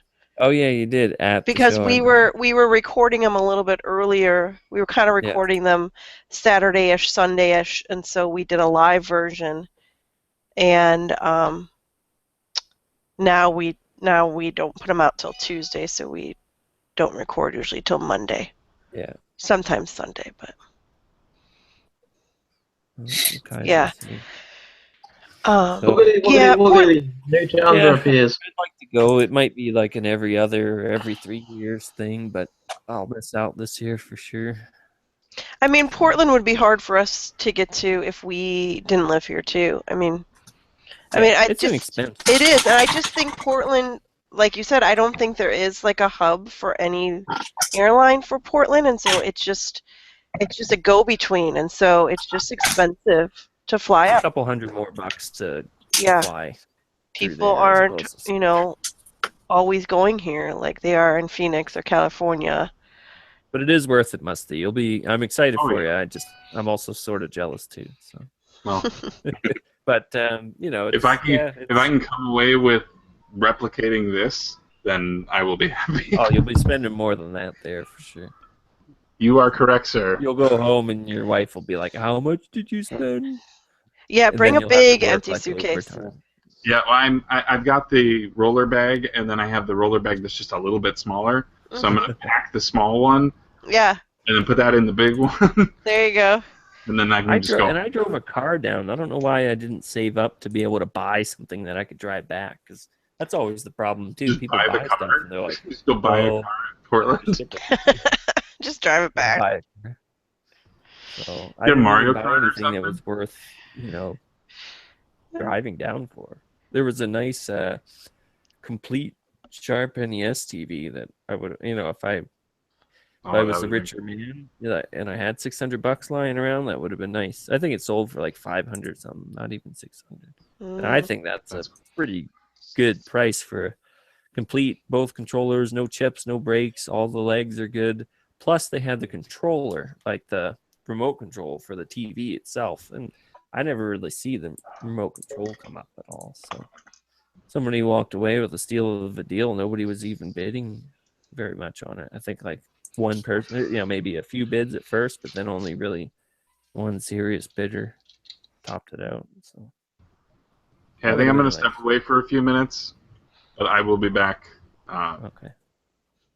So. Yeah, actually, it's my time. I got to put the kids to bed. Eric's not home. This baby's sleeping. Oh, look at you. Lucky. On the monitor. My kids had their first day of school today, and they still want to stay up like it's summertime. Oh yeah. So they're They're gonna be wired. They got yeah, up they're to gonna see be crying their tomorrow friends. though when I get them up. And then you gave him ice cream, which is a Yeah, mistake. I know. Well, my Well, little Matt, one. if I don't see you, thanks again for the shout out. Yeah, I'll probably try to be back, but yeah. Okay. I'll talk to Good you. luck. Later. All right, I'll be back. Hey Troy, your microphone, you kind of sound like a transformer. Maybe there's something not. Yeah, I don't know plugged what the deal is with that. It's like really weird. in. Okay. It's the same thing when I do like the live streams I've been doing lately. It sounds like really robotic or something. Our lozenge can clear that sore throat right up. Let me look into it. Fitna has really pretty hair right now. Yeah, I figured I had to up my hair game for this one. Nice. Stupid Blue Jays. Ugh. But actually, more like stupid Yankees. Yankees and their stupid luck. Mars isn't here to comfort me. Oh well. Them's the breaks. They lost to the wrong team, and now they're losing to a team that they need to beat. So now they don't even have that buffer anymore. It's frustrating. I can still talk in video game terms. So there's an easy boss that you should beat without losing too many lives.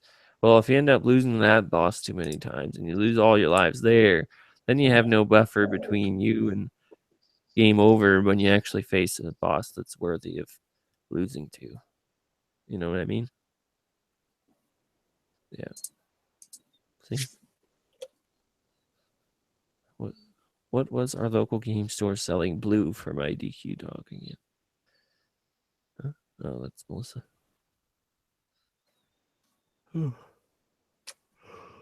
So Bill was here for like a second and then he left. Just Sounds about right. he must be working. Beef Sammy he was talking about. Huh. We got Jordan Everley hanging out. Hey Troy, you know you play What's hockey, that? right? I said I got Jordan Everley hanging out with me. One of the top draft pick survivors now that Hall's gone. Right on. You look like you got like an art show behind you today. Painting And here. then the other thing is just a TV tray. Something on the table though, it looks like right here. I don't know. On the table, yeah.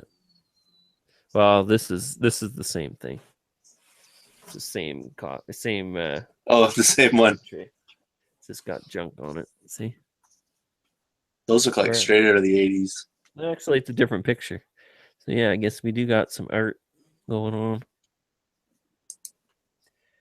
I can't figure out what's going on with this mic though. I mean, it's brand new. It's attached. Good now. Oh, it is? Yep. Yeah, it's fine now. Something Huh. you did. Did you All right. adjust the bit rate or something? Or I guess so. I don't know. I went into the Logitech thing and then nice. blah blah blah, and now it sounds okay. Yeah. Cool. Yep. That'll fix it for my live stream too. Thanks. That was the biggest pain for like Twitch, was just getting everything set up, because I was over my head. I'm like, I don't know what all the, so essentially I'm just clicking things and just trial and error. Well, that's what I was doing like every single day, is basically just like streaming for like 20 minutes and then going, tell me what's wrong. Yeah. Or whatever, or that I like It have took that me, little like, recording. 6 streams to get it, somewhat like decent where people could hear me and it wasn't echoing or it wasn't garbled or. I'm getting it pretty much set up now, like with that extra life challenge I'm doing. I've got it where I think when people donate, it'll actually like update on the screen and everything. Oh, nice. Yeah, those are things that are a pain in the butt. And when someone actually donates, it'll say like this person donated this amount of money, and have the Twitch chat in there too. So I just keep adding like a little piece every single time. If you've actually watched all of those or any of those or anything like that, you'll see like the first one there's just like nothing. It's just the gameplay, and then it's like the next thing, next thing, next thing. I just kept adding stuff on that I was like, this could be done better or whatever. And it took a lot of finagling. Oh yeah. A lot nice of when you get it up. I mean, you can enjoy it, but it's just a big pain when you gotta. I'm enjoying it though, and I mean, the reason why I'm doing it's for a good cause. So I'm willing to put in the effort and the time and the whatever it takes, you know, to get it just perfect. And there it goes again. Going south again. Sorry. I'm robotic again? Yep. Yeah. How's So that? Fitnet, I looked up when I'm looking up fees for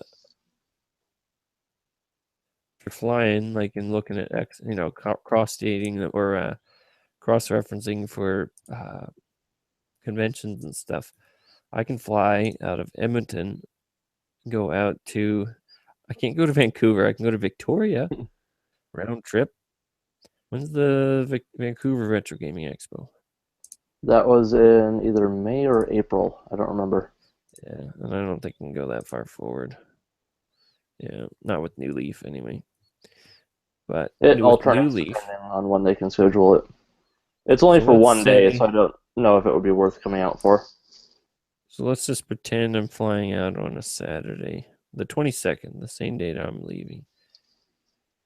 I'm returning on the 10th. One adult. Just a one adult round trip fare. Oh, you piece of joke. 29th. Fine flights. So $79 and $49.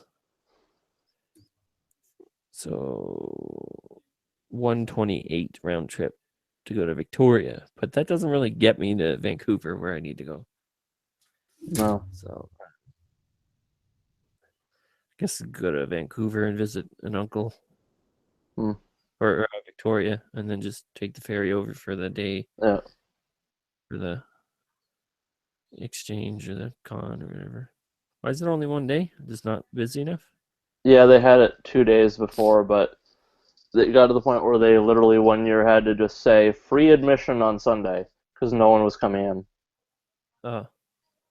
Like how much was this admission? Why wouldn't they just sell like a weekend pass thing? I think they did, but it just wasn't working out. It's like $20 to get in. Yeah. But they just didn't have things going on Sunday, or they did. Just people weren't coming back for the Sunday. Like at Portland, they have so much stuff. Like on the vendor floor, usually they'll sell out or sell most of their stuff on Saturday, but then they'll go back and get new stock for Sunday. It's crazy. So I mean, there's that, and then there's also the panels that people go to. So yeah, people just didn't want to come back for the Sunday panel. That's weird. Yeah, I guess they put all the big panels on the Saturday. So okay. I think that one year where it was free on the Sunday the next day is the day they had Charles Martinet out, and he wasn't there on the Sunday. So a lot of people came out to see the voice of Mario and then didn't come back the next day. He was there for the Sunday? Saturday. Or this? Oh, okay. Yeah, no one came back on the Sunday because they just went the Saturday to see him. That's weird, though. If you go out there for the weekend, I mean, unless you're just coming from within Vancouver, like you go on a Sunday, but I don't know. Vancouver's weird anyway. Right? Right, Troy? Vancouver's just weird. He's not listening. No, he's listening. He's trying to talk too, but we can't hear him. He's muted himself. Oh. Yeah. Oh, Lamore said that she got his autograph at Fan Expo. Everybody's just saying, hey, hey, hey. That's weird. I thought about trying to put together something for Alberta and calling it kind of the Western retro gaming classic or something like that. I don't know. Just because there's nothing between like Vancouver and Ontario, right? So we're we would get some BC people, Albertans, Saskatchewan, and even Manitoba, right? So the forgotten province. So, but I just don't know. I've reached out to a few people. Hey, can you hear me now? I think I even tried to write NintendoHodge before I knew it was NintendoHodge. I just wrote the very, exchange email or something, but he never wrote back. So, but just to ask a few people, how they started things, what their approach was, just to kind of try to get the fast lane as far as planning something like that. But I've been hoarding. You're gonna plan something like that? I've been hoarding CRT TVs like crazy, so I'm halfway there, right? So yeah, pretty much. Yeah, you could do that setup where you get replay room, where you get a bunch of Game Cubes together and hook it all up so it like AV out 4 swords, but instead of playing it on the Game Boy Advance, you're playing it on the big screen. Yeah. I mean, setting up consoles is only part of an expo, but I got that part covered. It's just, what do you do for vendors? What do you do for something to do at the expo? I think an exchange is kind of nice because it's just putting the focus on games and that's about it. But yours is really quick, eh? Well, yeah, 3 hours, 5-hour events usually. Yeah, I guess 5 hours is okay. I mean, by the end of 5 hours, man, they're pretty much wiped. Yeah. Go in there and just like all you're doing is staring at game labels for 5 hours. It kind of blows your brains apart. Well, that's the cool thing about that's why Portland is so it's so finely tuned of a machine, because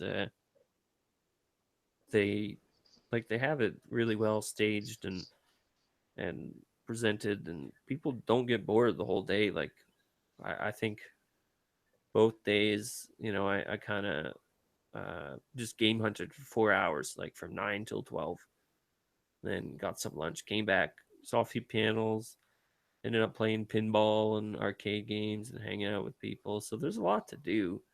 But I guess, if you don't have any games or anything to play with people, it's just, what sort of deals? Well, usually at those swaps, they'll have a few events going on. Like there'll be like a Smash Bros tournament or stuff like that going on. Have something for people to play and do. In addition to buying stuff, but that's a lot more work too, right? So you gotta set up everything. Well, you definitely need some assistance with it, man. You can't do it solo unless you do like a really small event, start there and then build up. And I mean, I think that's what he did. I don't think I was at the first one that he did, but I'm pretty sure it was smaller, and they just kind of built I think that one was 60 or 70 tables, and then they built up from that. And they pretty much pretty much what they all do. I think they start off small and get a handle of it, and then they build.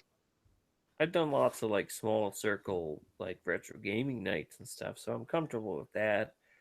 And I think I know enough people in the area that could kind of help me out. I put out feeler emails about what people would think about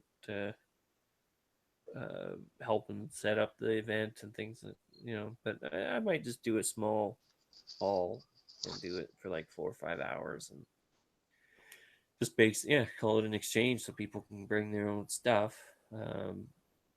And some of the game stores might say, no, we don't want to. It's not worth the risk, because if somebody steals something that's worth $200, well, you're done with your profit. But if you do the way the Barry's set up, where it's set up and it's everybody has tables or whatever. Yeah. They buy their table or whatever for whatever it is that they charge. How do they prevent theft and things? And they come in with glass. The stores come in, they have glass cases and stuff with all their super high-end titles in them. That's what I think. And then their fodder is sort of in a bin. I think I just probably asked the wrong guy. He's known to be a grump when it comes to selling games, so asking him. Because we have at Barry there was I think 3 or 4 main stores. There was other people from stores, but there was 4 sponsoring stores, and and they had like prizes, right? So they put together like a package of things, and that would be like raffled off as part of your ticket, and like those kind of incentives, like. And then their name is sort of attached to the event. So whenever like a flyer goes out or something's posted on Facebook, their store name is figured like. I mean, I know how to smooth with people and kind of make deals and promote people's stuff, but yeah, I don't know. And then it's just timing too with the new baby and things. I'm not ready for that yet, so just put it on the back burner. But I'd love to do something like that, even if it's just like a 1-day, 4-hour event or 5-hour. I'd get people from both cities, like yeah. I mean, like I'm sure from what I've seen, like NintendoHodge puts a lot of effort into those 4 hours, man. Like, it's a lot of work going into that 4-hour event. So I don't think you want to go. I don't think you want to go bigger than that, really. No, because the amount of work he puts into like a 4-hour event. If you did like a multi-day event, it would be absolutely astronomically insane. Yeah, Portland has a whole committee. They plan as soon as the one's over, they plan for next year and try to get people, for their event. And whereas like these swap meets are every 6 months or whatever kind of thing. Oh yeah. I'm like, it's like pretty often for being able to find games and stuff. But like, do you see like a lot of the same stock from the same people, or people just a lot of the time? Yeah, you'll see a lot of the same stuff, but they'll have a few new things and just depending. And I mean if the stores have always got like constantly rotating stock. So like you'll see guys that have stuff, and then like they'll have like a whole whack of stuff, and the next show they have like less stuff. I've been in that boat too. Like I had a huge table that was just like stacked like upward. The first swap I did, and then every time it just kind of got less and less because the swaps kept sort of clearing me out. And then like I'd have like a pretty good, decent bin of Super Nintendo games, and then all I'd be left with was like sports titles and stuff eventually. So that's all kind of gone. Yeah, but you churn out. You get quite the good numbers when you sell out your table, hey? Yeah, decently. Helps you buy a few good high priced items. So. No, and I ended up putting it back into the Goodwill fund, man, so I can go around town and buy more stuff. Oh yeah. Yeah. I wish I had a Goodwill fund. It's mostly like, ooh, that's a good deal. No money. Wait. Yeah, well, that's basically the way I'm operated. This Waterloo swap on the 25th is gonna hopefully replenish my fund a little bit. Yeah, because I mean, for that live stream, I bought like a new PC, which didn't even work for the live stream. So I had to get my more beefier one upstairs down here, and I put that one upstairs, which is fine. It works out now, like one way or another. But I had to get the Elgato, this webcam. Like, oh, so you've been upgrading your equipment? Yeah, so there's like a whole bunch of stuff. Basically, I got probably spent like $650 doing like all that stuff. So my gaming fund is now nil.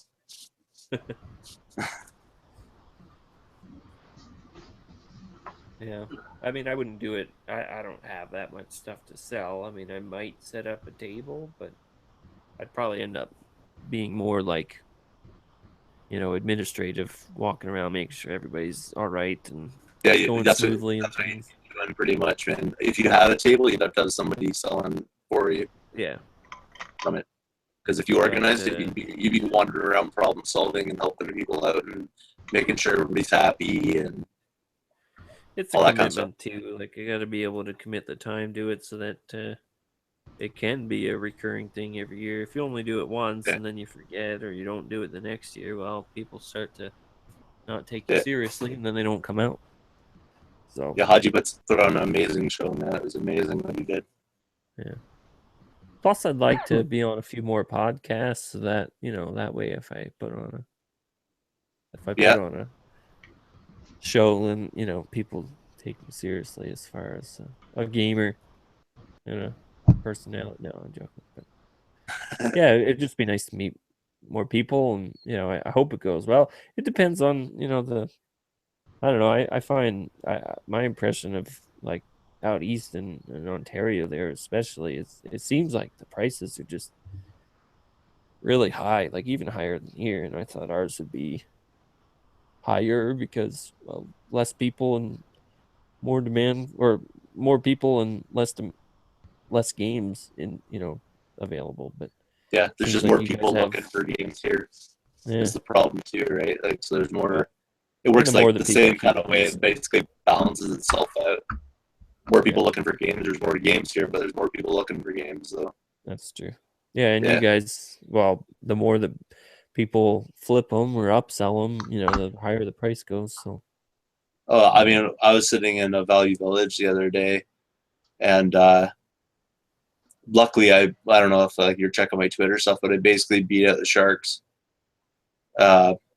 before they got there because I know what time they show up, and I hadn't started school yet, so I was able to get there like an hour before they would get there, and I found Gunstar Heroes on the Genesis kind of thing, but the game cart hadn't even come out yet, and like the three of us were like standing there waiting for the game cart to come out. And then it came out, and like one guy's like chasing the guy down and like grabbing stuff off the cart. I'm like, I'm not, you know what? I'm not even interested in doing that. Like, I was just Yeah, like, you know that's what, something guys? different. Like, you can go have it at those like Wii titles that are worth $2.50 if you want. Like, I just couldn't even be bothered at that point. But I already beat them out earlier seems in like the day. there's a little crazy out here, but not as much, not nearly as much as I hear about out east. I'm like, really? Like, I mean, the guy's bringing in the pretty cart, good. and the one guy's like grabbing the stack off the cart, and the cart guy's screaming at him to like put it back. I was like, this isn't even worth it, man. Like, this looks pathetic. I'm like, I'm not even doing this anymore. I just left it. That's what I would do. Shame them. You're supposed to be Canadians. Represent. Don't be douchebags. But yeah, I mean, there's not even a point to go to that Value Village. They know when it comes out. The guy's always there, and I'm not gonna punch him in the head and give games. I just sooner assume that somebody's already picking through Value Village, because anytime something does come out, it's like a loose Genesis for $30 with no power brick. I'm like, well, you just gotta be there at the right time. Like I said, I picked up Gunstar Heroes, so that was $4, which is pretty sweet. Yeah, I spent like $50 US on that. Right now, by the time I got it, it was like $80. It's going to 80, I think. Right now, complete now. I mean, I got it for a steal of a deal for the price that it was going for. It's just with conversion and import fees and shipping, it was like a raping of the deal. So anyway, that's my rule. I try not to spend. I haven't spent more than like the cost of a retail game for like the newer generation. So that's around what, $70, $75. So I haven't spent above that. I haven't spent above 80 for, all in with shipping and for the game itself. So that's kind of nice. So, I just figure I'm gonna find everything in the thrift shop eventually. Well, yeah, if you have time. I mean, time is your friend. That's what's driving up the prices, is people that think that, well, I need it right now, and they're asking $150, so I might as well pay $150 before it goes up.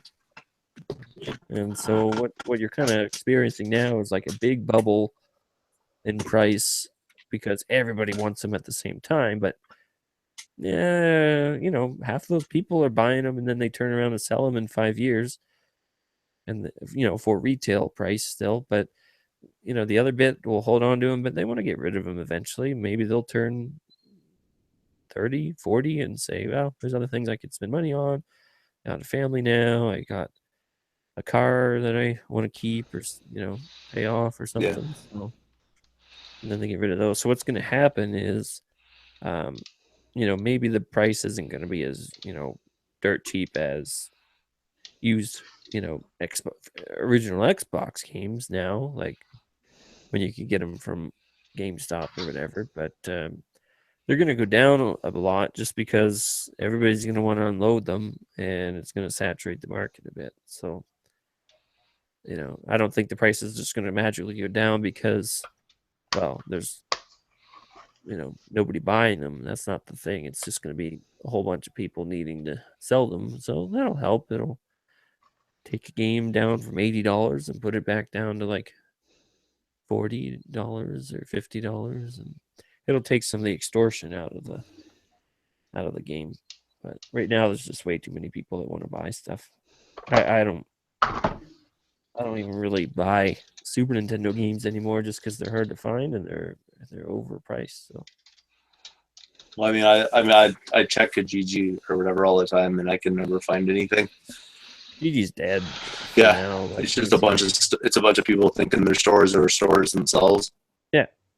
Yeah, somebody went on eBay or saw it on Pawn Stars, and they're like $350 for a Super Nintendo and 10 games. And I look at the games, and it's it's like 7 copies games and maybe 7 copies like of hockey.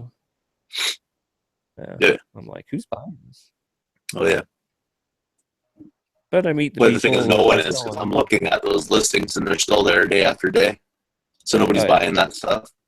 And if you message someone about it and you're like, hey, let's work out something on this, like, because it's a bit ridiculous, let's see where we can go with this. They're just like, nope, I can get this much for it. I'm like, that's why it's been sitting there for 3 months. You're right. You must be able to get that for it. But what are you going to do? No, they're waiting for the sucker. It's the sucker price. So yeah, if they have time, then they'll just wait it out. So, but yeah, even some of my acquaintances, I guess, in the retro gaming circles, I kind of give them a hard time. I say, look, are you the one that's selling like a Nintendo with like 5 shitty games for like $175? I'm like, don't do that. Yeah. That's ridiculous. That's a scuzzy thing to do. I know you need to try to help your collection, but there's other people that are trying to sell games that are legitimately a certain value, and you're trying to sell a shitty console or a used console that you say clean and tested, as if that's something that's increasing the value by $100. Like, I have Q-tips. I can clean. I don't need. I put clean and tested when I do stuff, and you sell them for like $15 or $18 for the N64 controllers, right? So, yeah. You're not selling more them time for than it's worth. Yeah, exactly, right. Yeah, I do it for the passion of the hobby, kind of thing. Yeah, well, and selling a good product, and yours is different than somebody else's shitty controller hasn't been cleaned, but anyway, no, I try to give people trouble when they're doing that. Anyway, everybody's got to do their own thing. So, well, my thing with if I'm selling something like at the swap or even locally, like I want to make sure it's the way I'd want it, Yeah. So if it's not worthy of putting into my collection, then I wouldn't sell it. Yeah. There's a big village-wide garage sale going on this weekend in our little village here.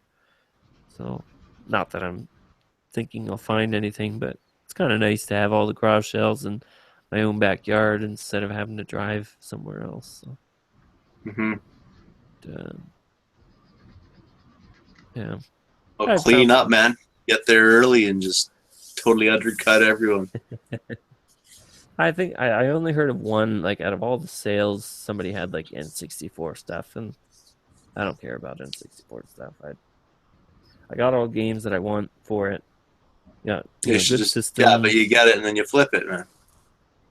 Well, depends on what they're asking. A lot of times now, people are thinking that their stuff is worth mint.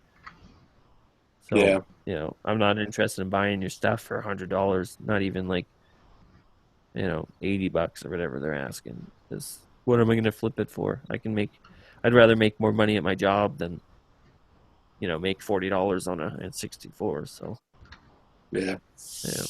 If it's cheap or free, or if they want to sell it to me for $20, well, sure.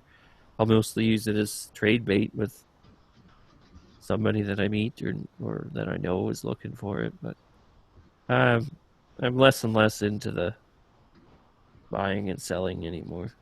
unless it's cheap, like I said. But even then, I can price out stuff and make, $600-700, or I can just give good deals to people. Like I got a good deal and trade in most of the stuff, and I might get like $300 out of it, and that's still a lot of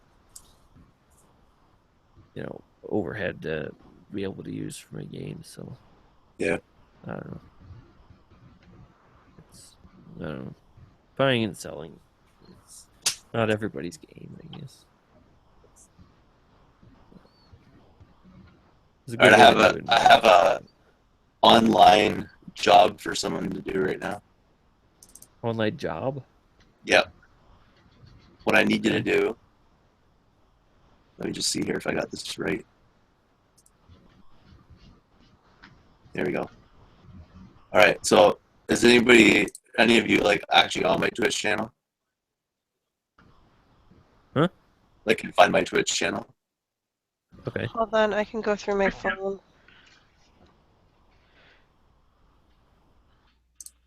So I want to see if this chat thing I got no OBS for streaming works, and I need someone to test it out. Is it one word, Canadian Retro? I think it's underscore. Like Canadian underscore retro.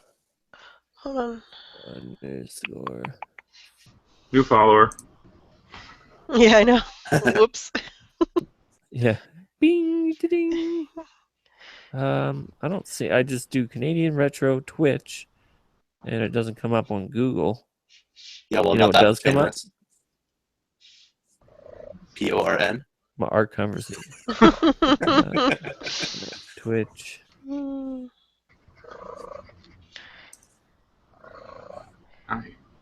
Oh, Musty's cat. Is it Canadian underscore retro, Musty?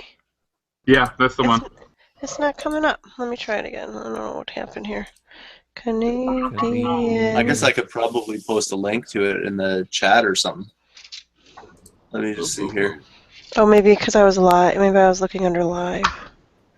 Yeah, if you look under people. My neighbors. There he is. Test for extra life. That's fine. Yeah, go into the chat or whatever and just type something in. I want to see if it pops up in my OBS here. See if I have it set up right. Okay. Chat. You want us to look at your test from today? Is that what you're asking? No. Oh, there we go. Boom. Yeah, I just saw Musty's pop up. It says, That hey. was fast. That was really fast. That's cool. Yeah, that's exactly how I want it to work.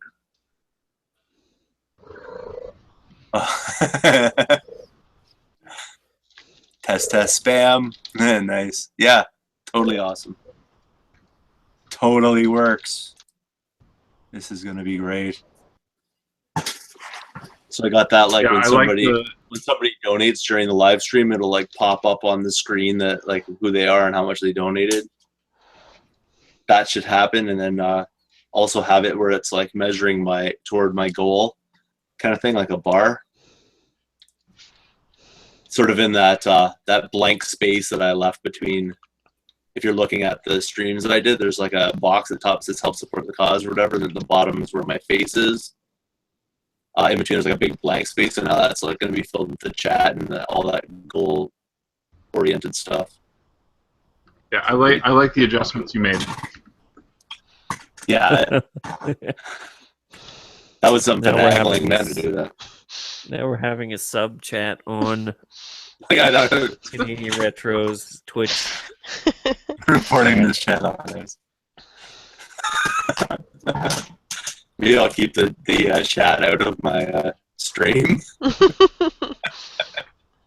Never know what's going to show up there. I wouldn't even be able to actually look at it because I'm not looking at my computer screen while I'm playing. I'm looking at the TV in the room. So yeah, it'll probably be hard to follow along. Yeah, I won't be able to follow along. It's really just for the convenience of it looking cool, I guess. I put my laptop onto the big screen, and that's usually next to my CRT that I'm playing off of. So then that way I can have the chat really big on the one side, and it was kind of cool. Then I could interact with people instead of looking down at the laptop and then up at the screen. I would look at the screen here, and then my chat was right, just like if you're adjusting a second monitor. Yeah. So I would usually put the chat as close to the screen as I could.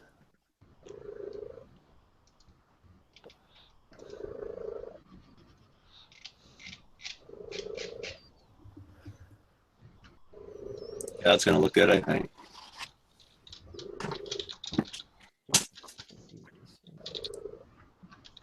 What's everybody chatting over there? Don't there. Oh, nice.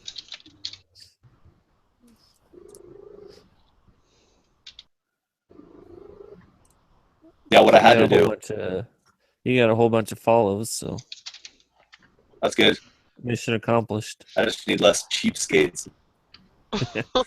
There's something about following a Twitch channel when it's not live that, like, deep down it's like, man, I'm missing out on some like fanfare a little bit. Yeah, you want to see your name pop up. I want to see my name pop up or have them go like, "Hi, I like your name." You know, that happens sometimes.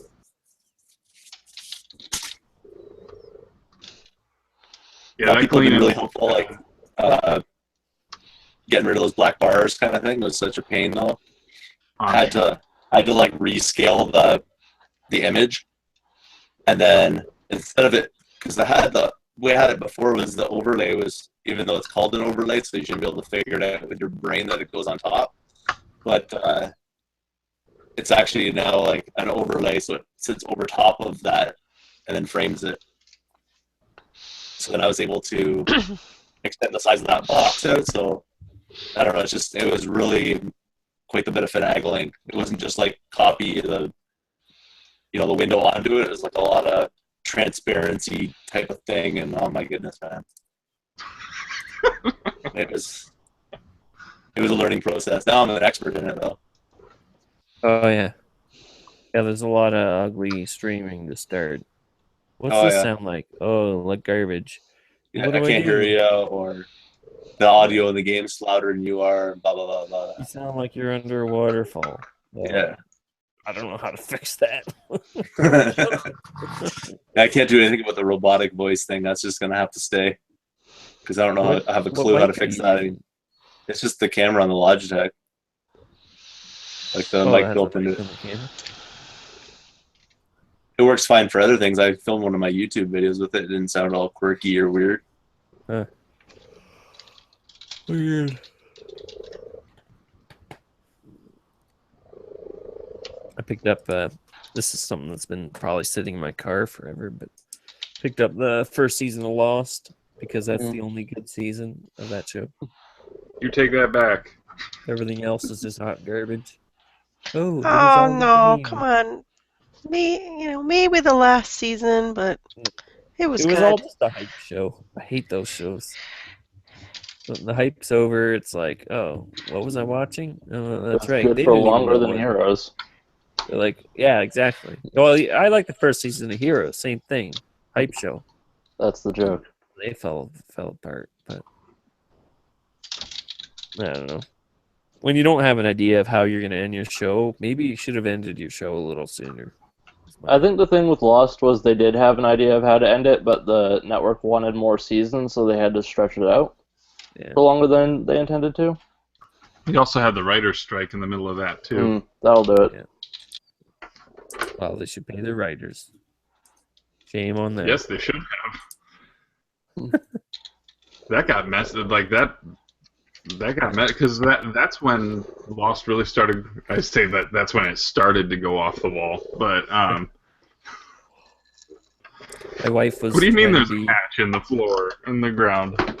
We had some friends that were like really big into Lost. They'd have Lost parties and all that stuff.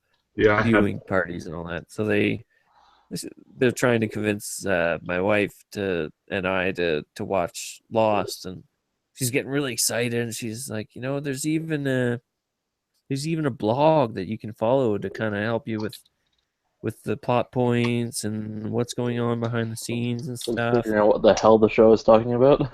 Yeah, and then my wife is like, if I need to read a blog to figure out what a TV show is all about, maybe I shouldn't be watching that TV show. Well, And then doesn't the title of it kind of give it away? she's just like, oh. You watch it, and you're completely lost. Yeah. They tell you right in the title. No, I like Just the people first- don't bother watching this. You won't be able to figure it out. I really like the first season, and then we watched the second season, and I'm like, and then I watched like part of the third, and I'm like, all right, I get what you're doing here. So I just stopped watching before they wasted my time. And then there was this wheel, and you had to move. Oh my gosh! Then there was some weird dark noise and some Wait, sort no of sand spoilers. bird. I've never watched Word. it, so. The most And time I've put into Lost, outside of watching like a few episodes of the first season, is trying to find the hatch in the Wolverine video game. Oh, there's And did anyone ever play the Lost Xbox 360 game? Oh god, no. No. No. I saw that for $3 one time, and I was like, nah, no. Just not gonna do that. I'm missing one achievement on that game. Totally. Yeah, and it's one that you have to play through the whole thing. Like it's not at the end of the game, but it's maybe 3/4 of the way in. And if you miss it, you've missed it. And so I need to either replay the whole thing to get this 10-point achievement. I might one of these days. I got every achievement in that Wolverine game, the Wolverine Origins game. Oh my god, that was painful. That game was awesome. Huh? That game was awesome. It was, but that last Deadpool fight was crap. On the reactors? Oh yeah, it was so freaking hard to do, and I was trying to do it on hard, and that was the last achievement I needed. I had to replay the game 3 times to get all the stuff. I'm almost done watching Breaking Bad. I kind of stalled, though I'm in season 4, and I know I just need to finish it because it's only one more season. But they are long episodes. That last season is fantastic. So I need to get through 4 because I think that's kind of the lull, and then 5 they're going to start, wrapping things up and building towards the end. So, but even then, it's like, all right, well, how many times can Walter and what's his name? What's his name? His friend. You still talking about Lost? No, Breaking Bad. Oh, I never watched that either. Jesse? Huh? Jesse. Jesse? There you go. Yeah. How many times can Walter and Jesse royally mess things up, like before somebody just kills them? Like they're not masterminds, dude. Like every other episode. Yeah. So I'm like, all right, well, hurry up, like, get it over with. So now, Muskie inspired me to get cleaning. Yeah, because I brought out the. Yeah. I brought out my little kit. Yeah. It is very good. I'm with you. Walter's character is really interesting to watch, and I need to rewatch that entire thing at some point. a lot of good development there. Have you guys? But even then, it's like, all right, well, you're kind of doing the same song and dance now. Like we get it, His wife doesn't What is trust that, him, Muskie? and he's Those kind are of replacement Game Boy got batteries. behavior, and he's kind of not himself anymore. But what's gonna happen? That's good.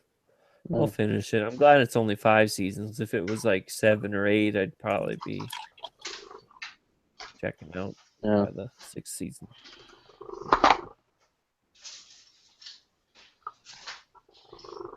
Who is Panini Football GFC? They just commented about Lost. Yeah. That's all They're just looking for All right. opportunities to trash Lost. Wait. All right, here. Hopefully, Eric won't get Oh, they're mad not talking showing about his Lost goodies. anymore. John. It's goodies. I'm watching. So he's got this little kit, but I don't know if he uses this so much on cleaning. Then, hold on, let me try to. Hey, so what happened with the #1 console? Did you win that or something? Did everybody just give up, Melissa? Yeah. So we have alcohol. It's got a little shower caddy.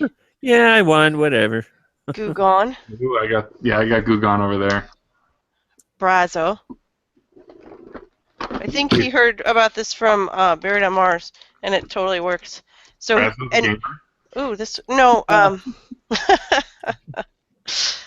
this was open. That's not good. So first of all, he gives 91% isopropyl alcohol because it Me too. it dries out faster, right? I can't find 90%. I can only find 7. Apparently there's 99 out there. Yeah. 99. Will you open the bottle and it just evaporates? Evaporates immediately. We've got little toothbrushes. Oh, yeah.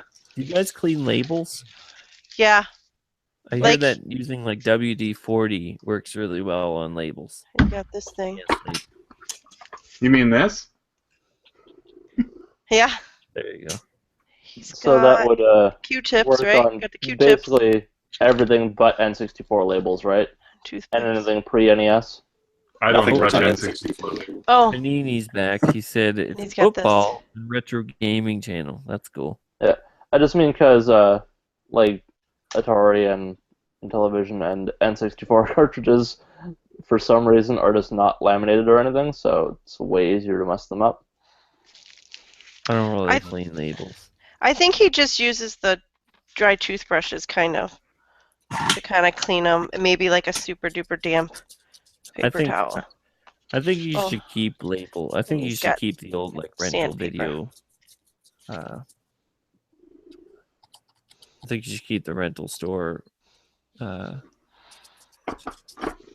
labels on your games. The history behind it. You can't resell it as brand new then if you do that. Yeah, I tried to get This is my spare 72 pin. Okay, you can take me off. Tell people about Blockbuster when you take all the labels off of the games and movies. I'm tempted to go grab my copy of Spider-Man Maximum Carnage because it was one of those games that had the Blockbuster sticker over the entire front of the label. I tried to take it off. Yeah. It did not go well. Is my audio weird? Like, does it sound not very loud? No. Oh, look who's here. Sometimes You could take me off. Well, no, just show us something else. What are those papers in the background? Oh, that's like all my filing I haven't done. Our den is a complete pigsty. I think you know that. Where's Eric, by the way? He's working late. I don't know why. He's like, I don't want to be home when the kids are home for the first day of school. No, I don't know. I don't know what's going on because I didn't know he needed to work late, so something must have come up. So yeah. Have you guys ever seen this stuff?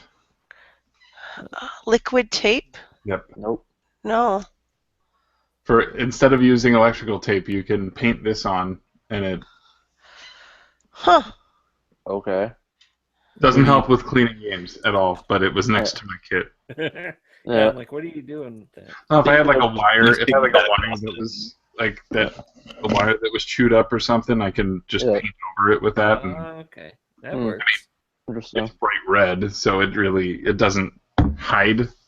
It's actually less subtle than electrical tape. Sure, but at least then you don't have exposed wires. Yeah, but speaking of tape and cleaning games, anyone else see the Scotch tape on the plastic cases, like for getting rid of the sticker goo? Scotch tape can take that off? Yeah, you just stick the tape on and you rip it, you pull it off and on, and it'll just stick to the sticker goo and pull it off. You gotta do it like 100 times though sometimes. Yeah, but like when it's not one that really needs to be done all that much. I just go with Goo Gone, get her done. Yeah. Boom. I just use a butter knife. For other things. I just use a butter knife and kind of scrape the sticker off of the label. Is that the same one? Almost. Pretty much, probably the Canadian variant. It's more for like after you've taken a sticker off and it's just the goo exposed. So Citrus power. Like, you need to get the last bits of it off, and you don't want to use glue gun. You can do Scotch tape. The leftover bits? Good catch there. Plugs. Does anybody want to go to the Game On Expo with me next year? Seems like a lot of people go out to that. Where is that one? Since, it's in Phoenix. Maybe. I'm not ruling anything out for next year, but... And, Curtis introduced us to John Lester last year, so that was cool. Like, we hung out with John the one night. I don't know if there just wasn't anybody else to hang out with, but yeah, ended up hanging out with Phoenix 31, so that was cool. He's got big hands, just like people say, like, talk about and make fun, poke fun on YouTube and stuff. He does. He has, like, baseball mitts for hands. He's crazy. Yeah, I talked to him for a minute at the Vancouver Retro this year. Yeah, he would have been. He's like everywhere. I don't know. Do people just? How do they do that? Like, I want to know how you get people to go to your convention. They pay them to, man. He was probably just traveling for work and happened to be there at the time. Nah, well, he's everywhere though. He goes there for things, and so somebody must pay. Well, for that one, he was probably traveling for work and happened to line up with that. Oh, so this is the one day I wouldn't see just traveling out for this one. And Rocket showed up. Rocket, put your glasses on.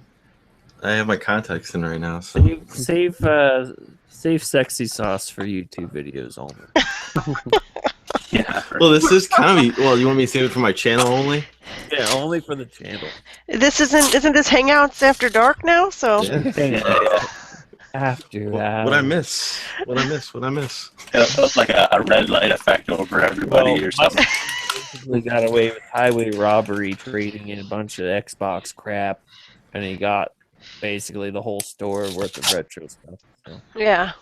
For value, he traded like a $30 Xbox game, which, I mean, who's paying $30 for Xbox game, really?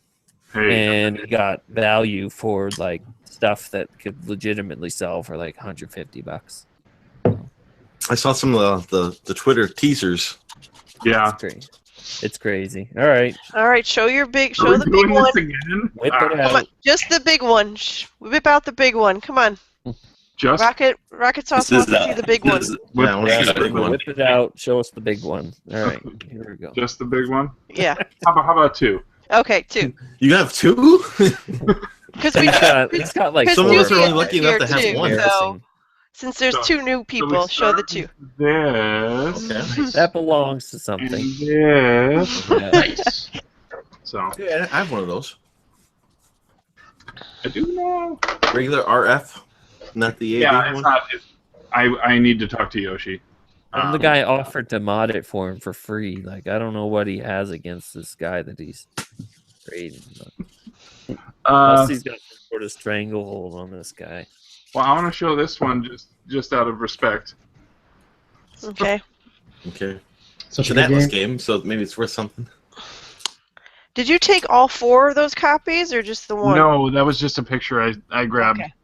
I was like, no one's going to believe me, so I need to take a picture. I was about to say, if you grabbed 4 copies of that, I'm actually in the market for one. I'll ask him, because, I mean, he... How much were they? Go to price charting. They're worth about 20 to 30-ish, I believe. Yeah, they haven't hit critical mass yet, but they will. Yeah, you know what you gotta do? Buy the 4, just list them all on eBay, and just wait for that price to get sold, and then the next person's gonna see, oh, suggested price is $80, and then yeah, it says 30 on price charting. It was actually the first game developed by NIS Software, which is pretty interesting. I'm sure it'll get expensive when people actually hear about it. Yeah, I haven't had a chance to play it yet, but my wife she went back to work today. Today was her first day back to work. But she did 11 jigsaw puzzles over her surgery recovery. So I thought it would be opportune, and I also had done a little research on it. So, all right, show the three best games that you got. 3 best. there. I have an idea of what they should be, but pieces doesn't count. Hold on. They have to be cartridge games to meet its criteria. Well, they're better. They are, well, yes, they are. Yeah, I was making a joke. Oh wait, no, that one was. I already showed that one. That one? Is this one of them? Yeah, the cartridge glove. I was thinking. That one? Yeah, that one. Oh, Rocket, you'll like this. Ooh. Complete. Eat. He's sealing it so that nobody could ever play it again. I'm not sealing it. He offered because he said, do you use the stickers on those? I'm like, no. Why would I do that? Okay, here we go. Ready? Oh shit. So you traded a $30 Xbox game for that? No. Well, I traded towards these things. Oh. This I bought with other sales that I had made. So this one was actual. Well, like 30 Xbox games for that. No, I mean, kind of. That label looks like it's in great shape too. It's I didn't say that was a bad thing. It's better than my label, and mine was I was the first owner of mine. Yeah, it's here. Let's get some reflection off of that. There we go. Some label porn. Nice. Yeah. One of the Brits that I follow on YouTube, he gets asked to show his box porn all the time. He's always like showing the box gleaming in the light, and people are like, "Oh yeah, work it." And of course, he's British, so it's acceptable. Yeah. Oh, and then here's the one little fun one, and I put this on Twitter, but I'm gonna show this again just for fun. So we got a nice clean Star Tropics manual, and the attached to the back is the letter.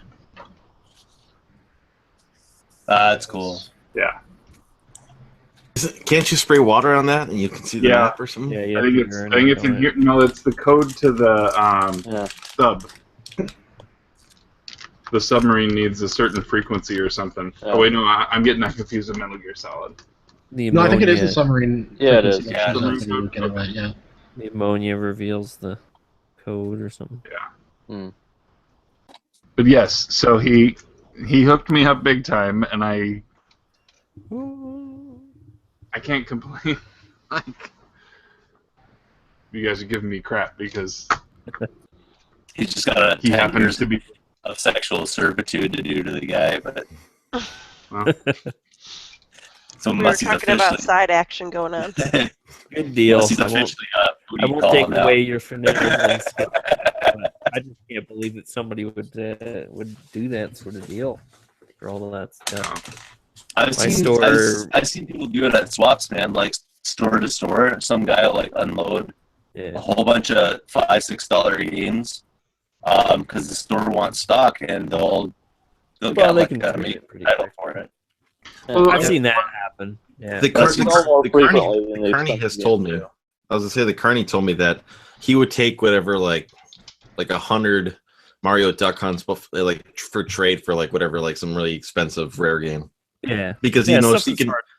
Yeah, he knows he could sell through all of those equivalent to those Mario Duck Hunts before he could sell like a Little Samson. So because the Little Samson would just sit on a shelf forever and ever and ever. So yeah. I guess they let me trade towards that Gargoyles Quest 2, so that was nice. Same thing. They're like, well, this will sit for a while, but we'll take your Pokemons and Marios and sell those. Oh, yeah, Pokemon games don't sell at all, I'm sure. Oh, we'll sit on this garbage. I don't play the value of them. Well, and the thing is, I told him, I'm like, hey, here's how you sell those sports games. You put a sticker on the front that says what teams were good that year, and then you find people who were big fans of those teams, and you say, this is the one to have. Right? Now you can play as your favorite team when they were at their peak. You know. So basically, you could never play a video game where Toronto Maple Leafs are... Yeah. I hang on. It's 1917. So, Musty, were you going to stream your Sega CD? I don't know. Well, Yeah, come on, man. I think that should be a thing now. It was pretty fun last time. It was I should great. actually. Was that for during the off-peak hours? No, that was just like we're running out of steam, so I'm like, well, I'm gonna make sure this works. And those are some of the most fun times. I mean, right when you're about to sign off, like Yoshi. That's when the jokes come out. That was great. I'll never get over that. That was a highlight right there. That has to make the highlight reel. When Yoshi fell asleep. Yeah. Which time? And he would wake. It got to the point where we would try to wake him up, just enough that he would wake up and look at the camera. So he would sit and he would fold his arms in a way that I've never seen a human fold their arms. Like, I put my arms up over my head, like this is about as flexible as I am. He had his elbows like matching like this, but over his head. And he would like lock. It looked like his arms were gonna fall asleep and fall off or something. Anyway, he fell asleep like this. And then we'd be like, Yoshi. And he'd be like, the phone go off and it was on vibrate. So it was like, yeah. Oh yeah, I mean, yeah. His phone was on right so up. we'd And looks at Twitter the camera on for a second. Just goes, and goes back to sleep. Yeah. It doesn't even say anything or acknowledge that we're still alive. So the bet was to see, which one put him over the edge and finally woke him up. And that was me. Yep, Troy won. Troy eventually woke him up. That was great. What Hangout episode was this? This looks fun. It was like 3 weeks ago, right? No, that was a while ago now. Yeah, it's probably one of the earlier ones, I think. Yoshi's sleep stream? Yeah, that was in the single digits, I think. Yeah. My favorite part wasn't when Paul was singing "Go to Sleep and Good Night" or something to him. Yeah, that's right. Because I tuned back in, I just like tuned back in to see what you guys were doing, and I was just laughing. It was like the end of the show, but Bill says, "Sauce, you without glasses proves Clark Kent's disguise works." It's true. I'll tell you this: if you ever have a job interview, if you ever have a job interview. Wear glasses because it works. People do think you're smarter. Yeah. Yeah, when I used to wear glasses, people treated me like I was a lot smarter than I really am. You ever see Jim Gaffigan's little bit on glasses wears? He's like, it depends on which way you wear them. You wear glasses. I'm trying to find a pair. Doesn't really work without them. But he's like, he's wearing glasses straight, and people are like, oh, he's really smart. He wears glasses. But if you have your glasses off kilter, they're like, stay away from him. He's crazy. Uh-oh. He's mental. Look at Well, I got some pickups I could show or something like that. Well, Musty's doing his thing. No, go for Legend of Zelda, Link to the Past maps or something. No, I showed that off before on here. I've showed that. Another one. Like, what'd you get that for? Like $30? I got that for $20. $20? If you get it for $20 or $30. No, it was what's it called? It was like $40 at Half Price Brooks, but I had a coupon for 50% off, so I went right back there and sniped Well, if it. you find another one, let me know because I'll buy it. I will. I always check. I'll pay you a bit of a finder's fee because I'm not paying like $80 for GG. Right? Just do it monthly instead of like 80 original Xbox games that are all like mad. Yeah, I'll just trade in an Xbox at the Musty store. And the guy. Hey, I offered him consoles too, and he's like, "No, I just need the games." So I think he's totally taken he sells the razors, and he lets other people sell the blades. Or no, the other way, flip it. Yeah. He sells the blades. Did you sell your wrestling belt? Yes, I did. Sauce? Yeah. Well, yeah, I did basically. I sold it for quite the hefty penny. Did everybody like that GIF that Derek made? I thought that was pretty hilarious. That was awesome. Yeah, that was done pretty quick too. Yeah, but I don't know if this guy just like edits GIFs professionally every day. Like, it's nice to just take him for granted and say, "Hey, whip up this GIF for me." It's really cool. I wish he would join the chat. He must be busy. He's joined the YouTube chat, but he hasn't joined the Hangout. Anyway. I'll be right back. I'm just gonna grab some more water. I'll be right back. You said you had pick up. Get your popcorn. Yeah, I do. What's it called? I was gonna get some water real quick. I'll be right back. He must have a lot of pickups, so he's got to get water so his throat doesn't get dry. Yeah. While he's doing that, I'm gonna ask Kyle a quick Iron Man question.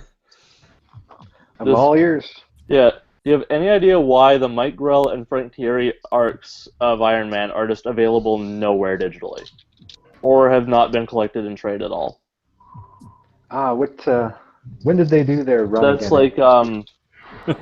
like you know, it's a while after the Kurt Busiek run in the 98 to 2004, I think, run of it. It's after the whole, like, his armor becomes sentient for a while thing, where I think it was Joe Quesada. But then after that on Marvel Unlimited, there's just a blank, like 30 issues. And it picks up just before Avengers Disassembled. I do know what you're talking about. It's actually it's volume 3 of the Iron Man series. Yeah, it's kind of funny too, because apparently the Mike Grell stuff is like where he reveals his identity to the world, which the movie uses. They haven't even put that in trade, apparently. Those definitely weren't popular at the time. I figured. Like, a lot of people didn't like them. I do know who you're talking about now. He had some good stories. He had like Tony and Medieval Times, you know. Yeah. So it's probably why it's just at the time it wasn't a very popular run. I liked it. But I just find it funny that they have basically every Iron Man thing on Marvel Unlimited or some other digital service, except for those and the Bad Blood miniseries. That's all this is on. They should have anyway. Millennium. Yeah. I just figured I'd ask you while you were here, so go back to video game stuff. Other than I just know they weren't popular at the time. So yeah, they're cheap, so finding the single issues probably wouldn't be too hard. But there's also other ways of reading them. So there are other ways, yeah. Yep. I have the actual issues, yeah. They're pretty fun. I do like them, but yeah, it's just very weird that that's just like everything blank and then everything after that. Yeah. Okay, capital question. Yeah. She's just having a good time with this Sega CD. Are we doing this? This is just the attract screen. With those games, you could have just pretended that was gameplay. Yeah. Oh, but it is gameplay. Watch. Except we got to get through this first. Gold cut screen. It actually looks better on the video than it does. 15 minutes ago, our AWACS aircraft detected a Tu-22 bomber trying to fly in under our radar. Kind of sounds like my microphone. This aircraft may have strontium-19 on board. Strontium-19? Oh no.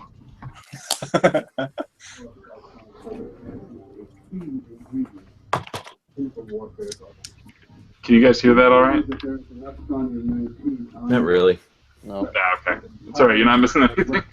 Yeah. I think I figured out what the problem preferable. are. It's like when they sort of put their outfits on, they're like so perfectly brand new that it doesn't look like anybody's worn their clothes. So it makes it look really fake.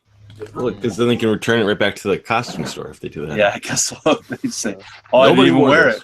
Nobody wore this. All right. So you're doing this scene and don't move much, so you don't wrinkle it, so we can return it as not worn. It's new uniform week. Rental.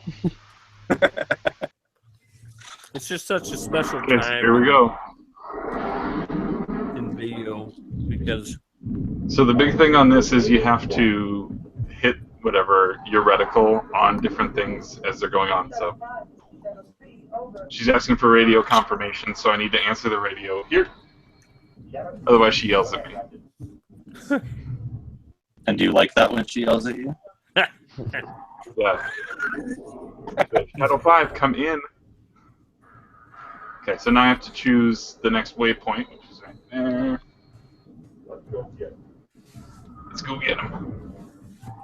I just like how any video format or any video footage was accepted as like, this is awesome. Kids will love this. Look at the graphics. That one. Full motion video. Oh. Where is he? find a guy and I'm going to shoot him down. Bandit. Ah, there he is. Did I miss him? I mixed a special drink just for the. Ah, I missed him. Screen. Cheers, Paul. Slurpee? Oh, no! Well, it's in a Slurpee cup, but it's a vodka cranberry. Yeah. Classy. You have a urine infection? I'm calling it the musty cranberry. I missed him. Must vary. Ah! Some mini chocolate bars. Little Snickers. Who needs virtual reality when you have this? Look at that. That's like I'm there.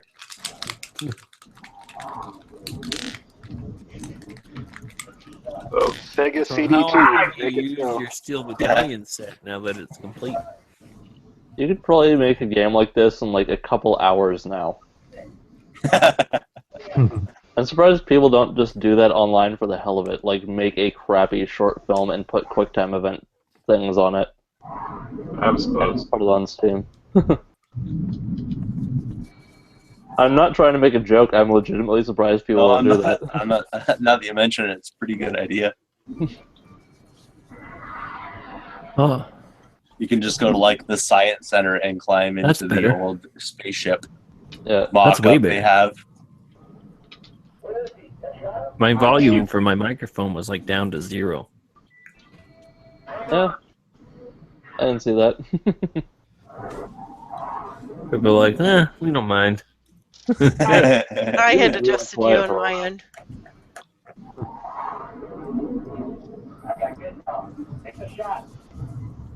Come here. I seem to recall there was There we a PlayStation Mini. It was called Stereo Project. It was kind of like a full motion video horror game.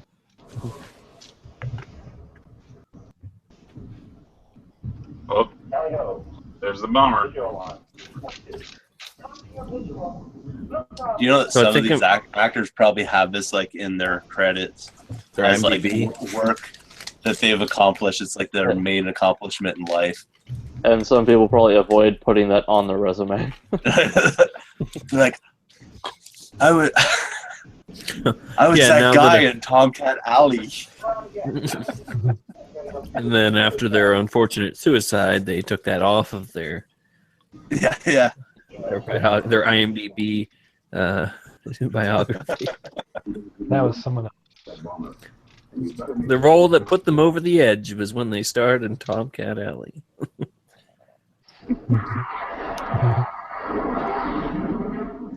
No, people from this probably got like jobs doing voiceover work for Transformer movies or something.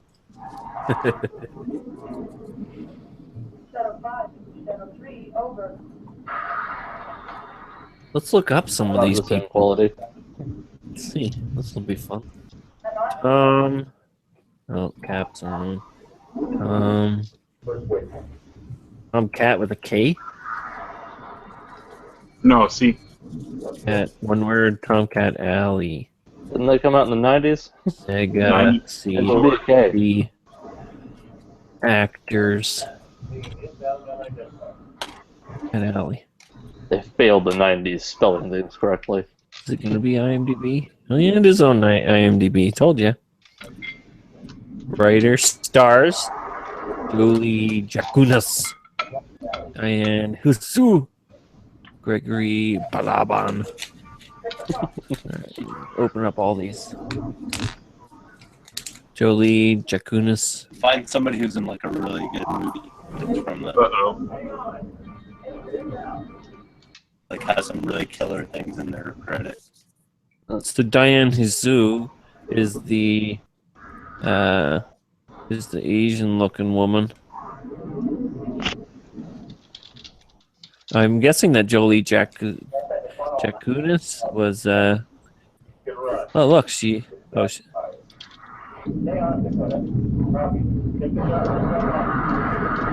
See full bio.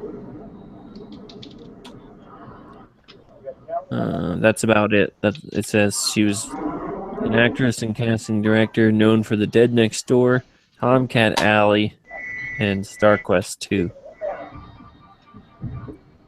That's it. Doesn't show her picture though. The resume. It doesn't show many people's picture except for Diane Jesus. Man, it's so many cutscenes, though. That has to be really annoying. It's like the same image. Same knob being turned. Same airplane flying past. I'm gonna image search this woman. Oh, see, that's the same button right there. I think this might actually have more reused footage than Power Rangers. Oh, this is probably your girl. The one that's your flight person. Thankfully, she didn't have a career in porn or anything. So. That you know of. Not tons of images. Well, it's not coming up right now. So He's looking though. He's diligently looking for it. If there's anyone who can find it, it's Paul. He's gonna like. Yeah, that looks like her. Start making YouTube videos. Where are those FMV stars now?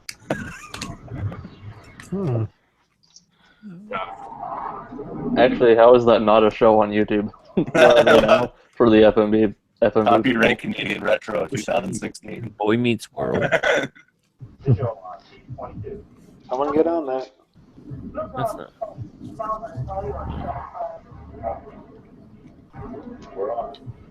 That's not the same person. Huh. Yeah, there's not much info on Tomcat Alley. Shocking. There we go. Director Sam Nicholson.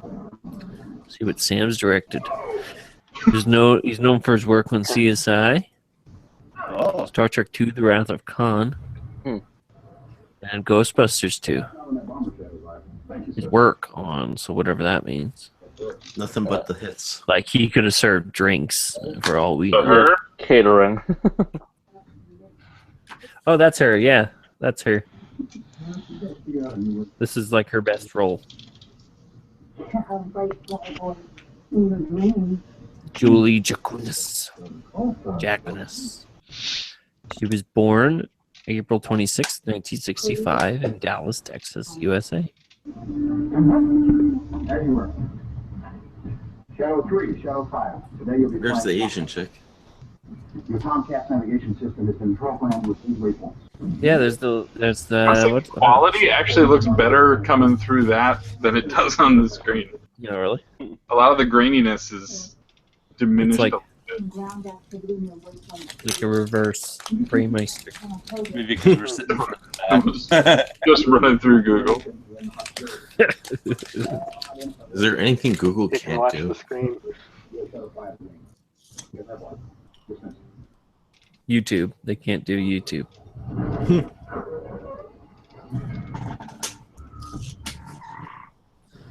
Huh. Yeah, she doesn't. It says that she is an actress and casting director, so I'm guessing that she must just mainly be casting director.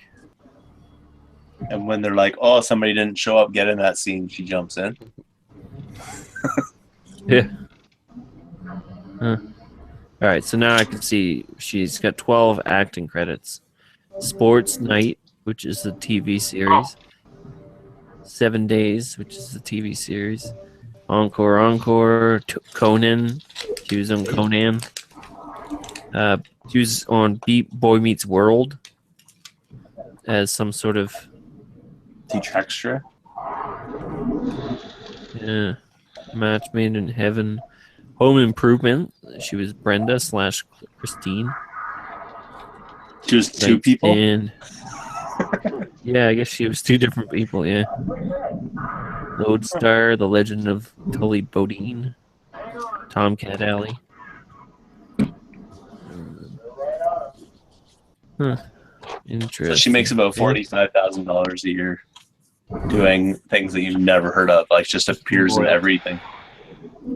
And Sega claims copyright on this stream, and they get ad revenue. She makes money. That's what happened with my Zombies Ate My Neighbors. Yeah. Stream.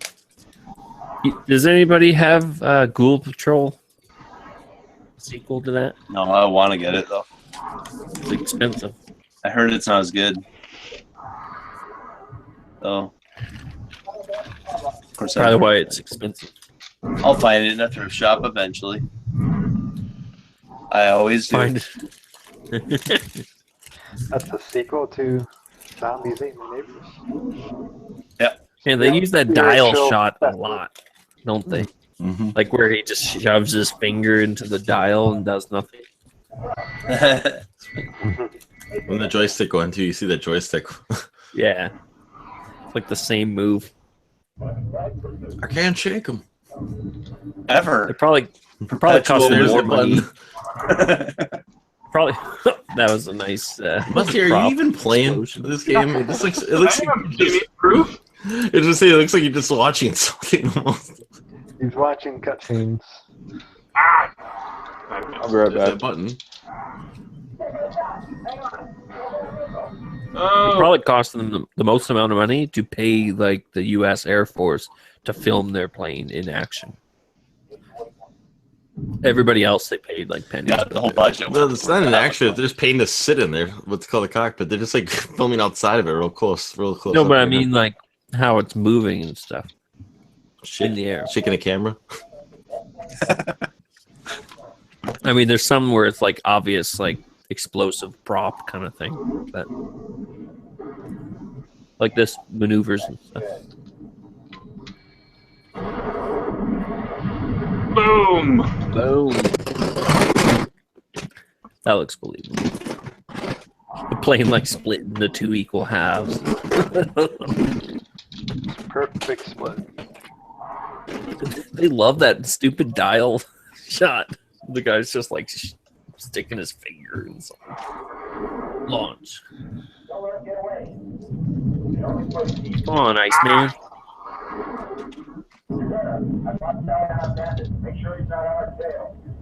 Show us the dial. That'd be a good drinking game. Every time you see that dial shot or the downward joystick.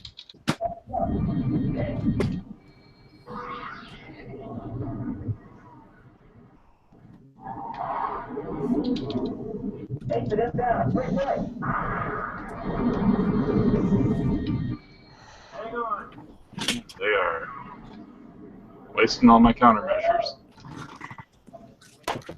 No! Launch. Ah! My reaction time is not good. Were you How did shooting down this not Russians or sell what? Sega CDs.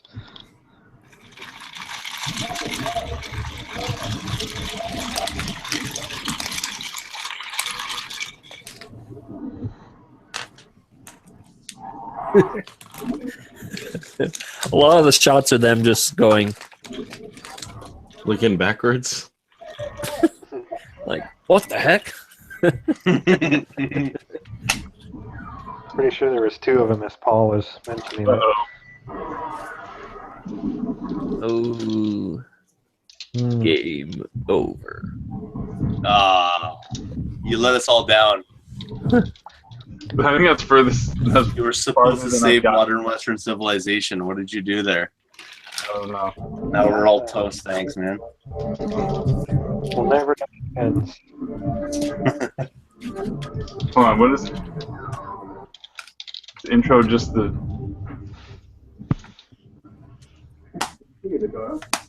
As you were. We have a highly volatile system. As you were. He just goes. We have you on board, Shadowfire. I don't say anything. Oh, there she is. Jolie Jakunas. That's familiar here. True story. Well, what were they?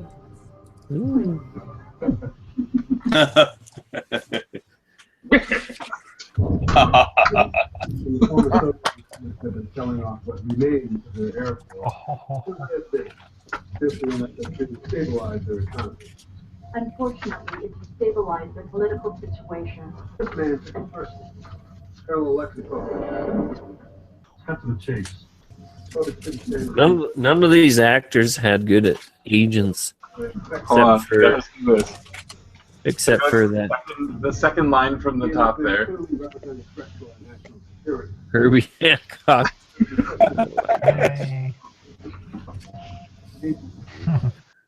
Diane Zoo has a good agent. That's about it. And the great set decorator. Richard. The one up. Sorry. That one. Billy Mitchell. Billy Mitchell. Obvious aliases. Or are they?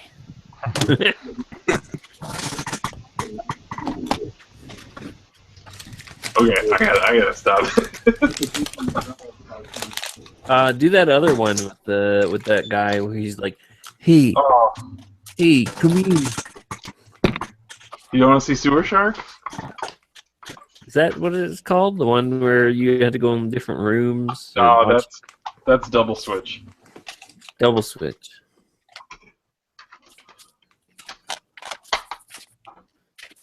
You should have, I'm telling you, you gotta have like a retro gaming night before you move from your place. And you'll always remember it.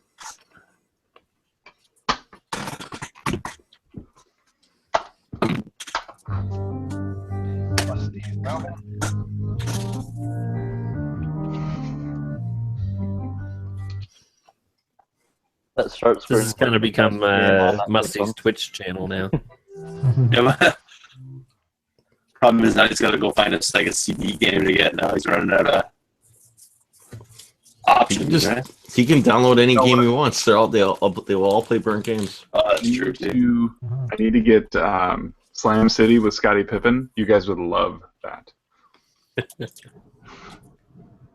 What about Make My Video? I have, so I can get a copy of Criss Cross like within a couple days if we absolutely need it. I kind of want them because there's In Excess, there's Marky Mark, there's Criss Cross, and then there's the Power Factory with CNC Music Factory. Oh, nice. Yeah, that one's.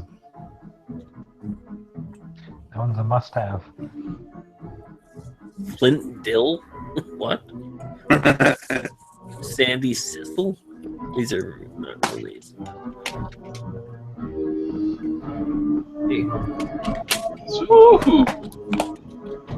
I don't think this is the same game, is it? Where's the... This is that nerd that was like in a room and he's got like the... Yes, I really should have read the instructions.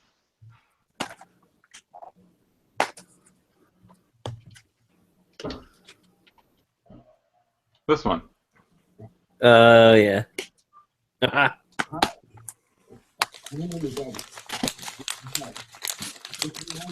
They need to port Five Nights at Freddy's to Sega CD.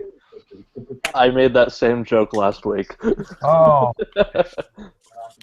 Well, not in the same way. As it was like the prototype to Five Nights at Freddy's. We're gonna get copyright claimed by this guy. Yeah. Corey Haim? Double Switch. It's not on the Wii U, by the way. That'd be perfect for the Wii U. There's a problem. Double Switch. Here it is. Stars Camille Cooper. No, that's not him. Marley Ermey's in this. Arlie Ermey. Nope. Oh, that's what's his name. It would be pretty Military funny guy. if they released a best of full-motion video games from the Sega CD. But they'd have to put best of in quotes. Is this kid's name Alex? No, it's Eddie. The girl's name is Alex. Who's the guy? Right there. Oh. That guy. This is Alex, the screamer. Alex. Yeah. He must be dead or something. That's a she? What? No. That's a guy, right? Yes!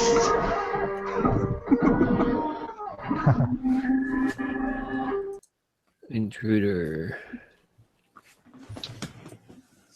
I like this one better than Tomcat Alley so far. Hey, stop scoping me. If I want your help, I'll ask for it. Got it?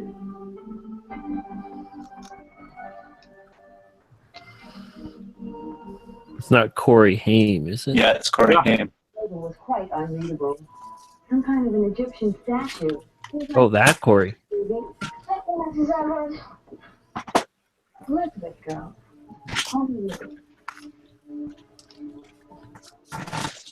One of the Corys. So he's in the Sega CD game. Maybe that's what put him over the edge. Yeah, that put him over the edge 30 years before.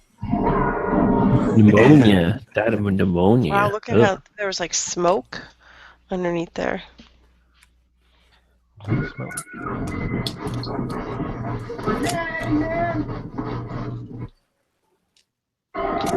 guy's designed by the same guy that made Peter Parker's apartment in Spider-Man and His Amazing Friends. No one gets that joke. Guess you had to be there. I don't think I've seen that show.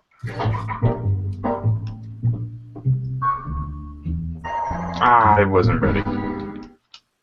I don't even know what you're doing.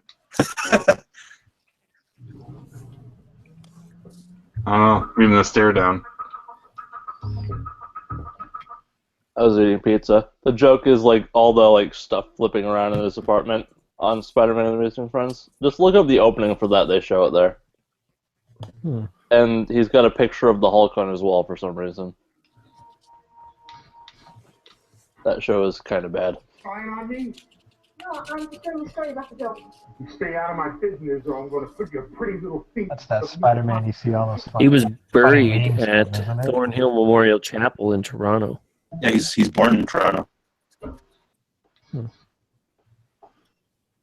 Because he was broke at the time of his death. A celebrity memorabilia site that he sometimes sold items to had donated $20,000 to cover the cost of transportation and headstone. He'll be remembered in the future posthumously as being the most amazing actor of Toronto of all time. From roles such as Double Switch. Kyle, just to clarify, you said it's like the show with all the memes from it. That's Spider-Man His Amazing Friends is actually the one that's after that.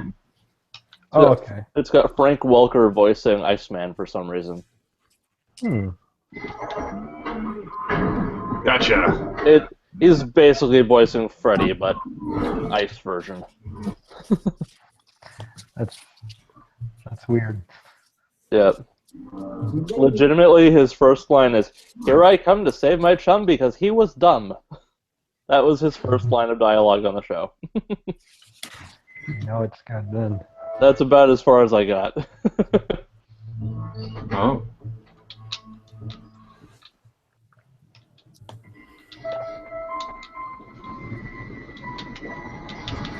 Ah, dang it. Oh.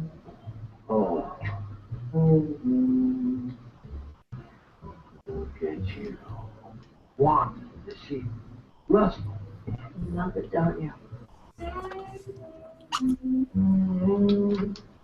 There's got to be a petition to bring back the FMV movies. So they said he died from pneumonia, but I mean, well, like, was he homeless or something? Or no, I think he's like a drug addict. how did he die from pneumonia? Like bacterial pneumonia or what? I have no idea. I didn't really look too much into it. Poor Corey. One of the Corys. Corey Feldman is like really kind of strung out now. He's like really suffered the effects of his usage. I cut the power. Damn it. No. He tried. I tried. Well, you gotta play this until you win. So. No. They still give you credit. And I feel like saying game over is a bit of a stretch. What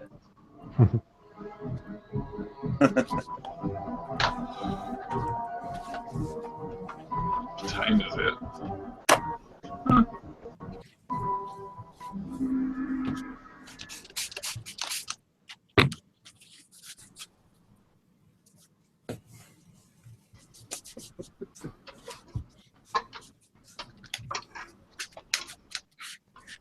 The Lost Boys. Are you still looking through IMDb? Still reliving Corey's life here. Yeah. What else do you expect him to do while you're doing this? True. So let's try. Let's try something else. Man, that kid did a lot of drugs really young. Holy cow.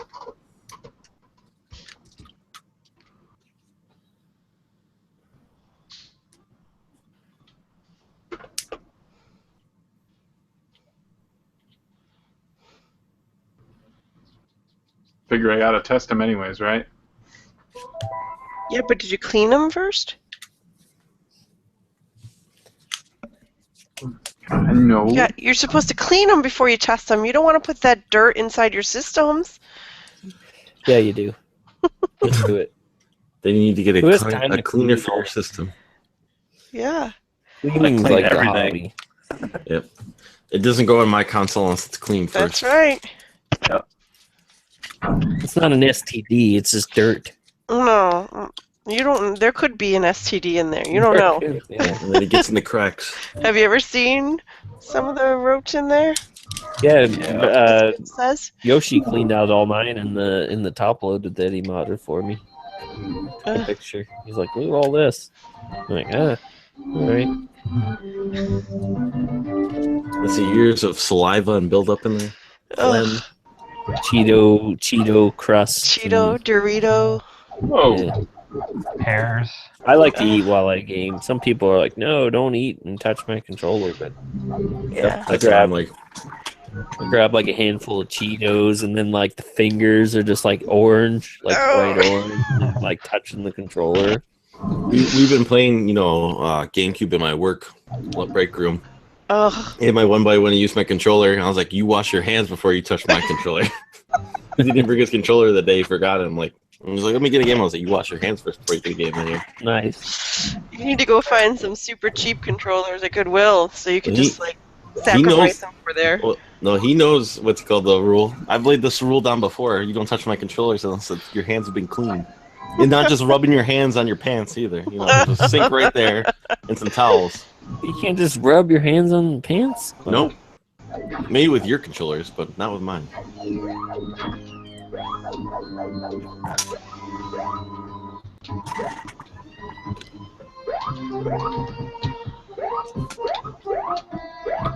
Alright, I'm gonna go. Eric got home a few minutes ago. So. Bye. See you guys next week. Alright, see you next week. Alright, bye. Bye.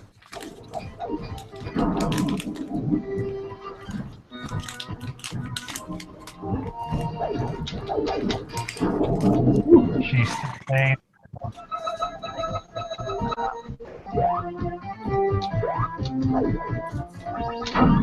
Ooh.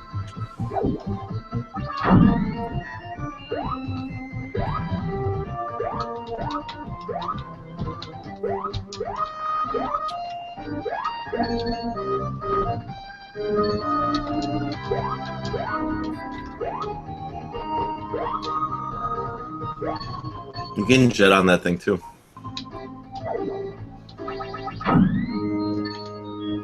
You can jet on those things. The tree limbs. Oh!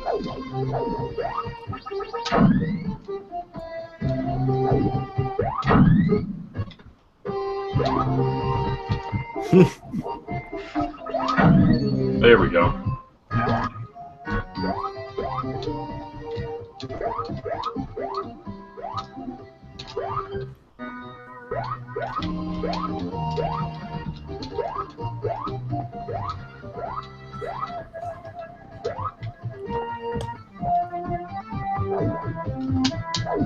Oh, what?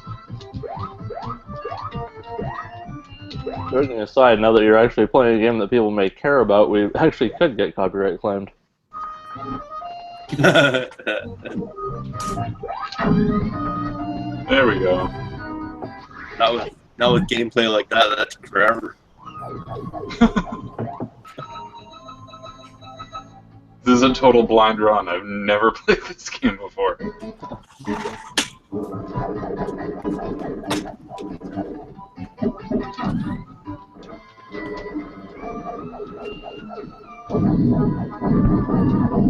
Now you have to watch it after you blow him up here because he does a spinny Rooney after you. Oh, I gotta do this whole part again.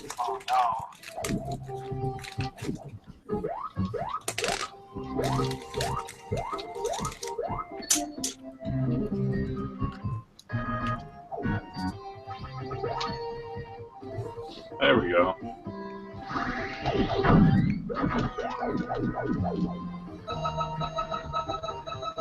Watch must-play games exclusively on the cartridge connection.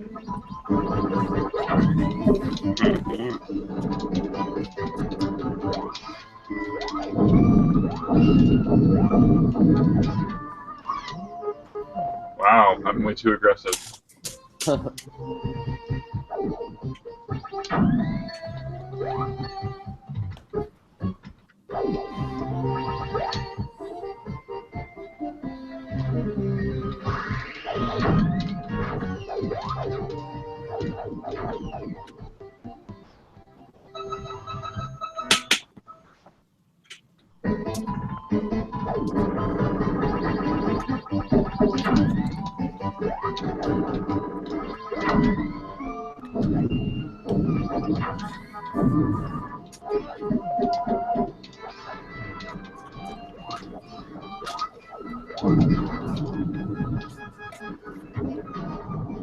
Now watch out, he's gonna spin around here. What's going on? Whoa! That's a lot.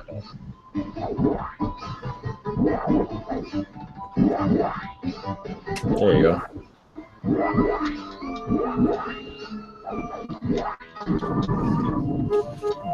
Now remember, this game is made by the same people who made Contra Hard Corps. Hardcore. Whoa! It's a shooter now? Mm-hmm. There's a couple of those levels in there. And there's a couple bosses that they reused from Hard Corps. I don't know what you're saying. Contra Hard Hard about a Corps. corpse. It's spelled C-O-R-P-S. Corpse. What's that short for? Corpse. Corpse? Like a body? I don't know. Hard Corpse.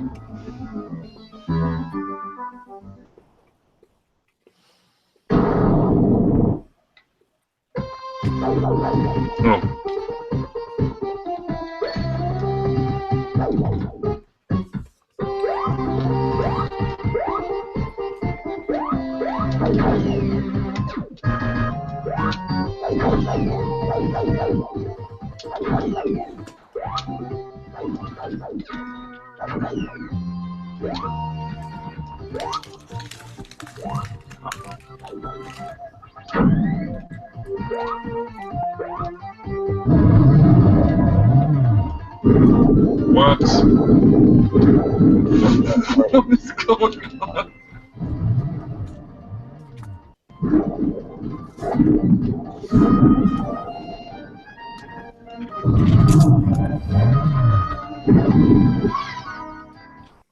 Yeah. Alright. Okay. I must stop. It got real quiet. We're just watching. Not creepy at all. I'm reading about the Lost Boys. Glad the double switch could get you there.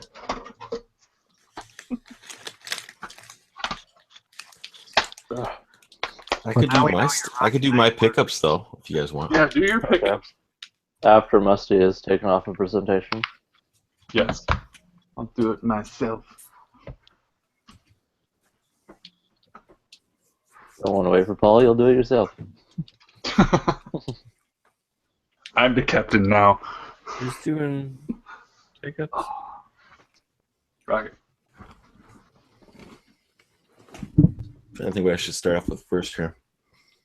Well, I picked this up with. Show us the real games first. Okay. I picked this up. It was on sale last week at Best Buy for $15.99. That was the Sega 3D Classics for the 3DS. Nice. It's got Power Drift on there, Puya Puya 2, Sonic the Hedgehog, 2 versions of Fantasy Zone, the arcade and Master System version, Galaxy Force 2,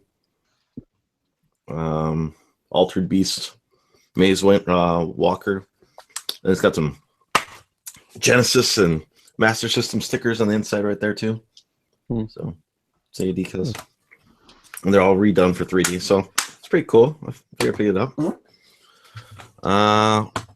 No Streets of Rage though. No Streets of Rage, no Sonic 2. I know there's like a Sonic 2 remake too for 3D on there, but maybe if they do a second pack, it'll be on there. They put all the games no one bought on the cart. Whatever, it's still good. I got this as a gift basically from my buddy, from like a belated birthday gift, but I got Catherine. Ooh. And looks sexy. And I found this for a really good price. I got Hulk. It looks pretty good. At least I played for a bit. Hulk games can be pretty fun. You get to like just smash everything. Yeah, but you could tear down buildings with Hulk in it. Yeah. I put this up on Twitter last week, so now I have like a joystick or arcade stick for my modded Xbox. It's made by Hori. So Nice. It's a nice little. It's for the PS2, but I have the adapter and it works great with the Xbox. So it's made by Hori, so it's good quality. GameCube, right? What's up? Does it also work on GameCube? No, this one. Well, I That's mean, not if you the find an same adapter, this is just a PS2 okay. one. This is just a PS2 one. But this one works really nice. I've been playing Pac-Man with it. I'm not really good at Pac-Man yet, so I have to study the patterns. He also gave me a sack of mushy button controllers. Because he's like, You mean the best controller? he said like 2 or 3 of them here in this bag, plus a Super Nintendo power supply. He's like, I don't need them anymore. I don't have my Super Nintendo, so he gave me all of his like leftovers. So I have that, a power supply, some component. What are you going to need all those for? Because you really only need one, right? Well, these things are so mushy. You never know when they're going to go. So you can always use some backups. So if he gave you a box of Super Nintendo controller or a bag of Super Nintendo controllers, did he give you like a luggage bag full of N64? I wish he gave me some N64 controllers. Those things are harder to find than anything now. That's the alternative cost. People just throw them away. No, people want them. They want them. Your break room now. He also gave me this Majora's Mask. I could just wear this probably the rest of the podcast, but. Nice. But he gave me that because he apparently got it for a pickup, and then I traded that wrestling belt basically for this sculptor's cut for N64. Whoa! So I won't be needing that for Portland anymore. It's got the that label looks really shiny. It's because it's got a sticker over it. It's got the Property of Blockbuster sticker over it. Oh, Blockbuster one. Yeah. Yeah, it's supposed to be on there, isn't it? Well, apparently some places or people can get it off, but from what I was reading, it's more of a seal of authenticity if it has this sticker on it. Yeah. They know it's legit. I mean, I took this. The first thing I did immediately because I was more nervous than anything than buying a fake. I opened the sucker up as soon as it came in the mail, and it's legit. And I've studied this too because I've looked at some of the labels on eBay, and some of them were really, really sketchy, like reproduction labels. And this thing's legit. I mean, I made sure it lined up correctly and everything. And if you see the slight areas that aren't covered by the sticker, I guess you can also, from what I was reading too, they say you can just take rubbing alcohol if you really want to and remove that. It comes right off the sticker. I like it. The ink does, yeah. The property of black for that one, man. No, to me, it's more of a COA basically for Yeah, it's the legit thing and you can read it. But that's backwards, I know. If you have a mirror, you can put it in there. It says clear fire. Oh, that's good for us. So yeah, it's only reversed for you. yeah. So, but yeah, I finally got the. Well, this is probably the hardest game I had left to get in my collection, basically. So now it's just a matter of. So it's all downhill from here. Is what you're saying? Yeah, well, it's a lot of sports games from here, basically. That and I think I need Pokemon Stadium 2. That's other thing that's just all cheap games. Like Pokemon Stadium 2 is the next most expensive one on my list. Other than that, I'm easy sailing. So I got the game. I was gonna sweat trying to find. I've been trying to look for this game for 4 years now, basically trying to get a hold of it. And that belt sold so well for me on eBay that I just took the credit from that and I bought this game with it. So what belt? I bought a wrestling belt, an official one at Goodwill for $30, and that's exceeded way more money than I paid for it. So a wrestling belt? Mm-hmm. Like an official one of those ones with the plates and everything, Wow. How much do people buy those for? About $327. Give or take. Yeah, give or take or so. But I basically used that, and I sold that Pokemon Gale of Darkness game, and then I took the credit from that and bought this game. So I'm very happy about that. So I basically paid $34 for this game. So that's the way I like to think of it. This is also just a cover project, cut label here in case. So this ain't no box. I saw for the first time this game at the Midwest Gaming Classic, but they only had it boxed. And they won $1,500 for it, and I just want it loose. So, and I played it already. Played as Frosty. Played as Ichabod Crane, or whatever his name is. And I didn't get to play as Booger Man or Earthworm Jim yet, but I know they're in there because they beat me. So, and that's all I got for pickups. Those Clay Fighter games are great. Yeah. So this one, I thought people were really shitting on this game, and it's not that bad. It's just I have to look up the button layouts for what I have to do. Because it feels almost a little bit like Killer Instinct Gold, but... What is that noise? Oh, whoops, sorry. My baby.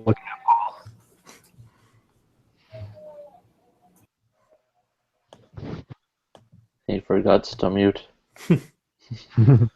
Alright, I'm done presenting now. No, that's about all I can take, guys, so I gotta get out of here. Alright. Thanks for sticking around. True. Yeah. Yep. Just look at this, mushy. Just not good. No, not for me. It's no 3-button Genesis controller. It's no Tomcat Alley. No. Nothing will ever be that. I can't believe you think the Super Nintendo controller is mushier than the Genesis controller. That's insane. Maybe in Canada they were made mushier. The button legitimately just wiggles on top of where you press it. It's like a cheap arcade button. Maybe the 6-button, but the 3-button's perfect. Okay. I'll take your word for it until I dig one out again. I've got one right here. Hobbit to the rescue. Yeah, that's pretty ridiculous. Oh, maybe you know what? Do I have my actual first gen one? Oh wait, it's sitting over there with the red buttons. The one with the 2-foot cord? Is that it? It's like 3 feet, but still. She's not complaining. No.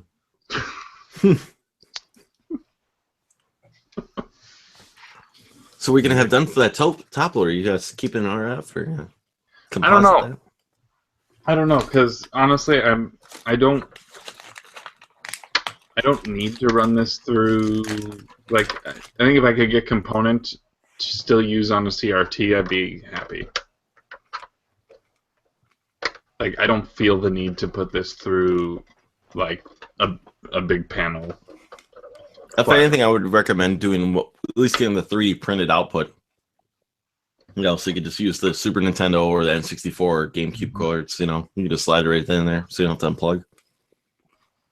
Yeah, he was saying that you can do RGB and have it output to component though. Mm-hmm. And I mean, I'm not using the component output or inputs on either of these TVs, or the little 13-inch one that I've got over there.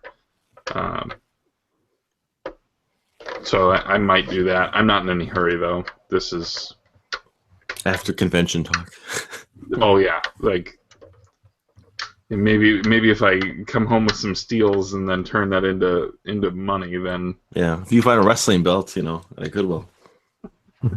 Maybe that's the key. That's the key to this, because I'm hoping I can find more of them, so I can get more of the hard to find games I need. Super Bowling. What's your rarest N64 left then? Well, I know there is. I think there is another Blockbuster exclusive, but it's not worth that much money. I'm trying to remember which one it is. I can check my app. According to my app, I can tell you what's probably my next most rarest one.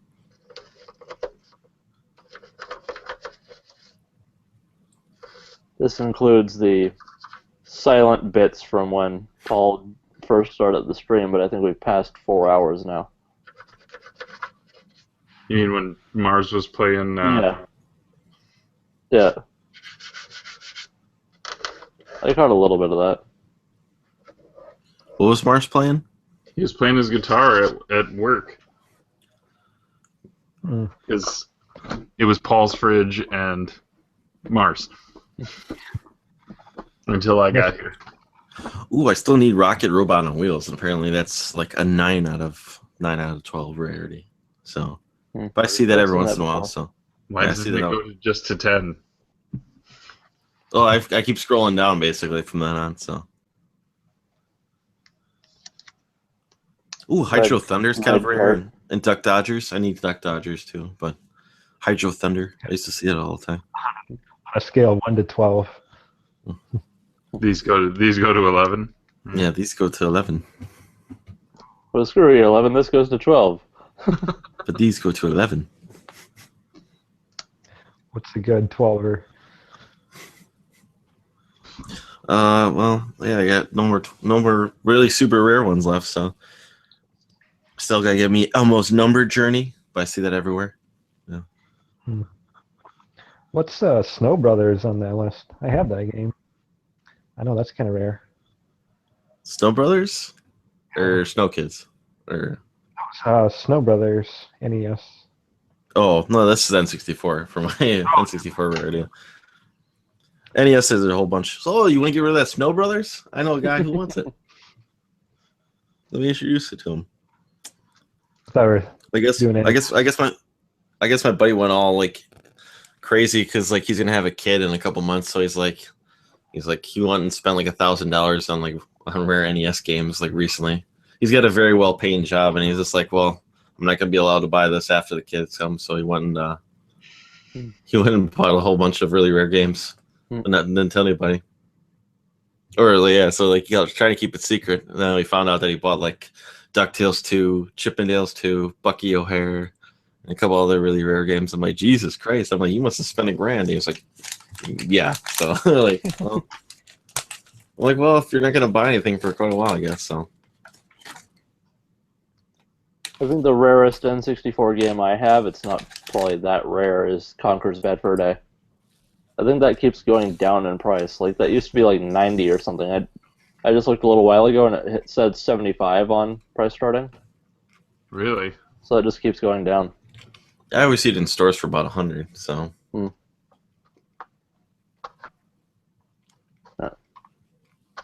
Yeah, I think I had a shot at that with this whole deal that I did, but I passed on it because there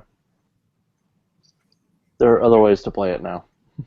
Well, yeah, I've got the rare replay and And it's N64, right? Hey, but there were some good N64 games that I got. Yes, he did. Perfect Dark and Majora's Mask. Both heavy I feel hitters. mildly guilty for how little I paid for Conquer, but I had no idea. It was very early days of my collecting, and a friend had it, and I said, "Oh, I'll give you a he had a stack of 5 games or something." And I said, "How much do you want?" He said, "Oh, I'll just take $20 from you." I'm like, "Okay," and I gave him $20 for Conquer's Bad Fur Day, Mega Man 64, Pokemon Stadium, and Turok 3. That's not too shabby. Yeah, it's I felt so bad when I figured out how much those were worth.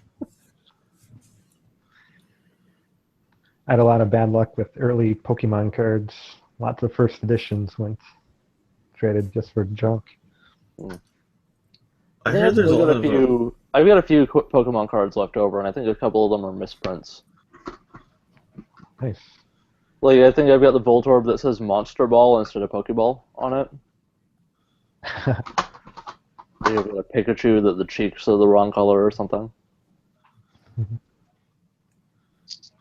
Whatever. Yeah. I remember those good old Pokemon days when the cards. I got rid of them. I think I still have some scrub cards probably left over, but not all my valuable ones. I heard they kind of went back up in value recently, but I don't know if that has anything. Yeah, I wonder if that has anything with the game or anything. So the participation in that Pokemon Go game has gone down significantly, I imagine. I don't know. A little. I've had some just difficulty logging on. Basically, that's why I stopped playing for that reason. Oh yeah. I'm still going. It's hard to play it when it won't let you play it. Yeah, that's really what it comes down to. Because I was trying to play it on Friday again, and I'm like, well, guess I'll just go do something else.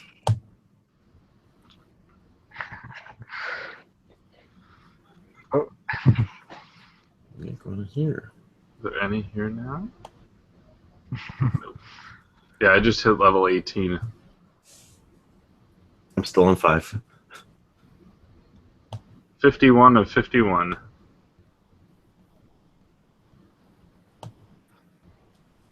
All right, looks like I might be heading I might be heading out for the night. Hello. Might be getting a hint there that you have to go. A little hint. Yeah. All right, it's good to see everyone again, though. See you, Kyle. We'll see you, Kyle. Good to see you. Okay, buddy. Yep. Hello. Whoa. This one. He doesn't know how to end. He's like, I don't know what I'm doing no more. Good place as any to end it. I don't know if he knows that person or is he being abducted. If you don't hear from me in 2 weeks, send hope. Yeah. That's a long while. Being kidnapped by a Santa. Oh. All right. We'll see everyone later. We'll see you, Kyle. That was exciting. It's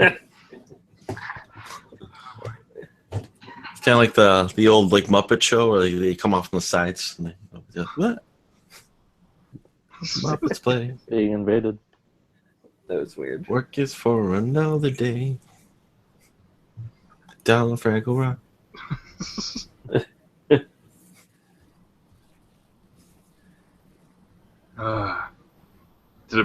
It's about that time, isn't it? Yeah, probably. Yeah. Unless somebody wants to fall asleep. Well, it's 1 a.m. I'm probably going to. But not on stream. I'll just do it on my bed and not on camera. I can take out my contacts on camera if you guys want to see that. Basically, I know some people are weirded out by, touching your eyeball. Touch your eyeball. I can do it. I gotta wash my hands real quick before I stick my finger in my eye. That'd be a good idea. Seems logical. Yeah.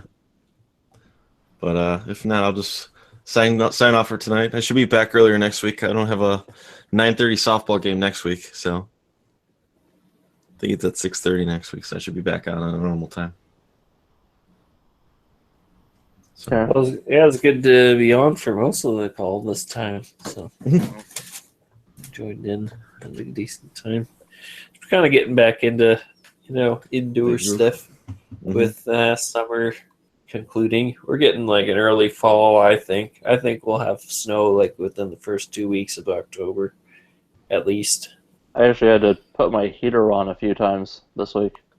Oh, yeah, we turned on the heat furnace like maybe 2-3 weeks ago already. It's been today was like the hottest day it's ever been all summer for us. Oh, really? Yeah. Yeah, it's just kind of moving in, getting some of that Arctic air. So, oh well, it is what it is. I have to start, but I'm gonna have to probably start prepping for winter in September, so I don't get caught with like a foot of snow and it's like the first week of October. I just have a feeling.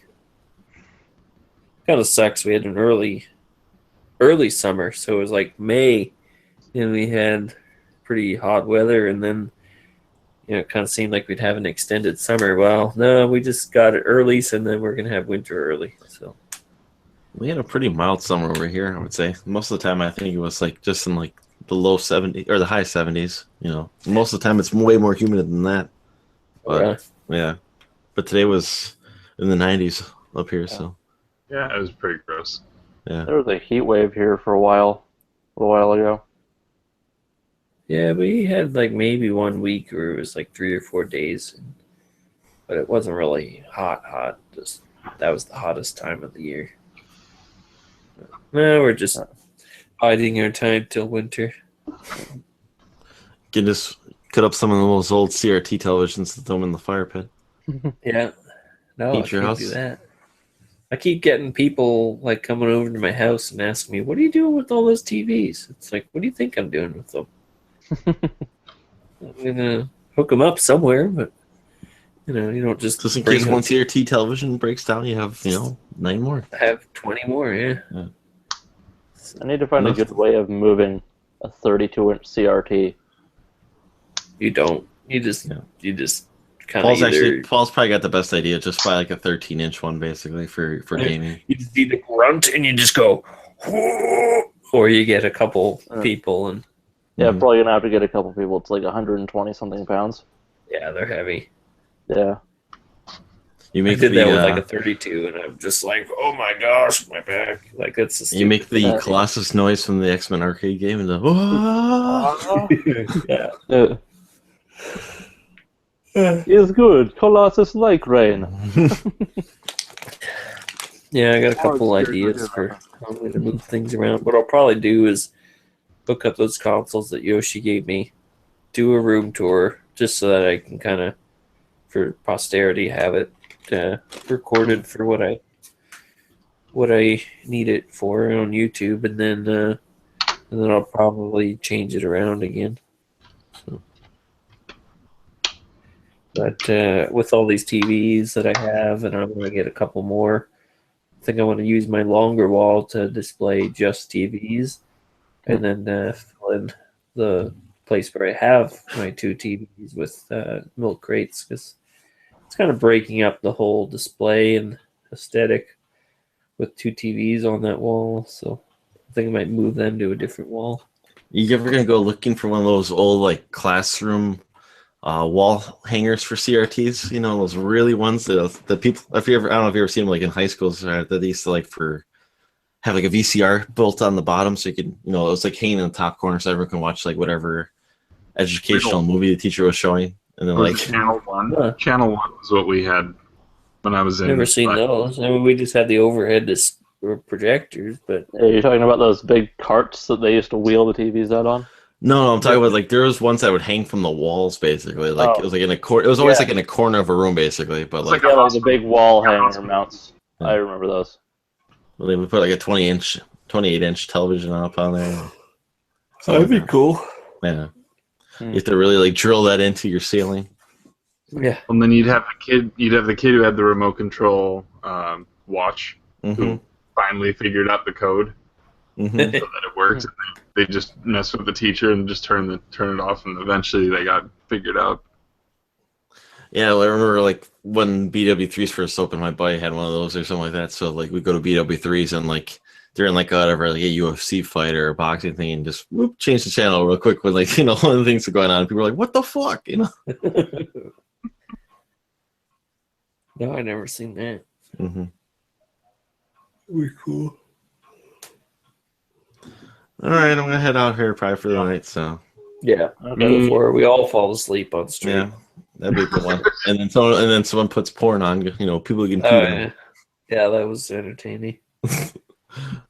Do you have that one recorded, like on DVD, that we all can watch? I'll start burning copies for everybody. Some really nasty crap on there. I'm like, oh my gosh, and no sound, so it was like not disturbing enough to like turn it off. Well, they didn't want you to get copyrighted. They didn't want you to get copyrighted. So yeah, I guess so. You have to just simulate. Did you ever see that Saturday Night Live sketch for the "Oops, I cracked my my pants" sketch? Where it's like, take this gallon of iced tea, and pretend it's feces, because these diapers can hold up to 20 gallons of feces, and they show they're just pouring like one regular like adult diaper trying to hold all the like iced tea, and then like the "Oops, my crap my pants" was just like holding it like a gallon, basically, just like this. They're pouring like the ice. No, I've never seen that. On that note, yeah. All right, I'll see you guys later. Good talking. Catch you guys. See you next week. Yeah.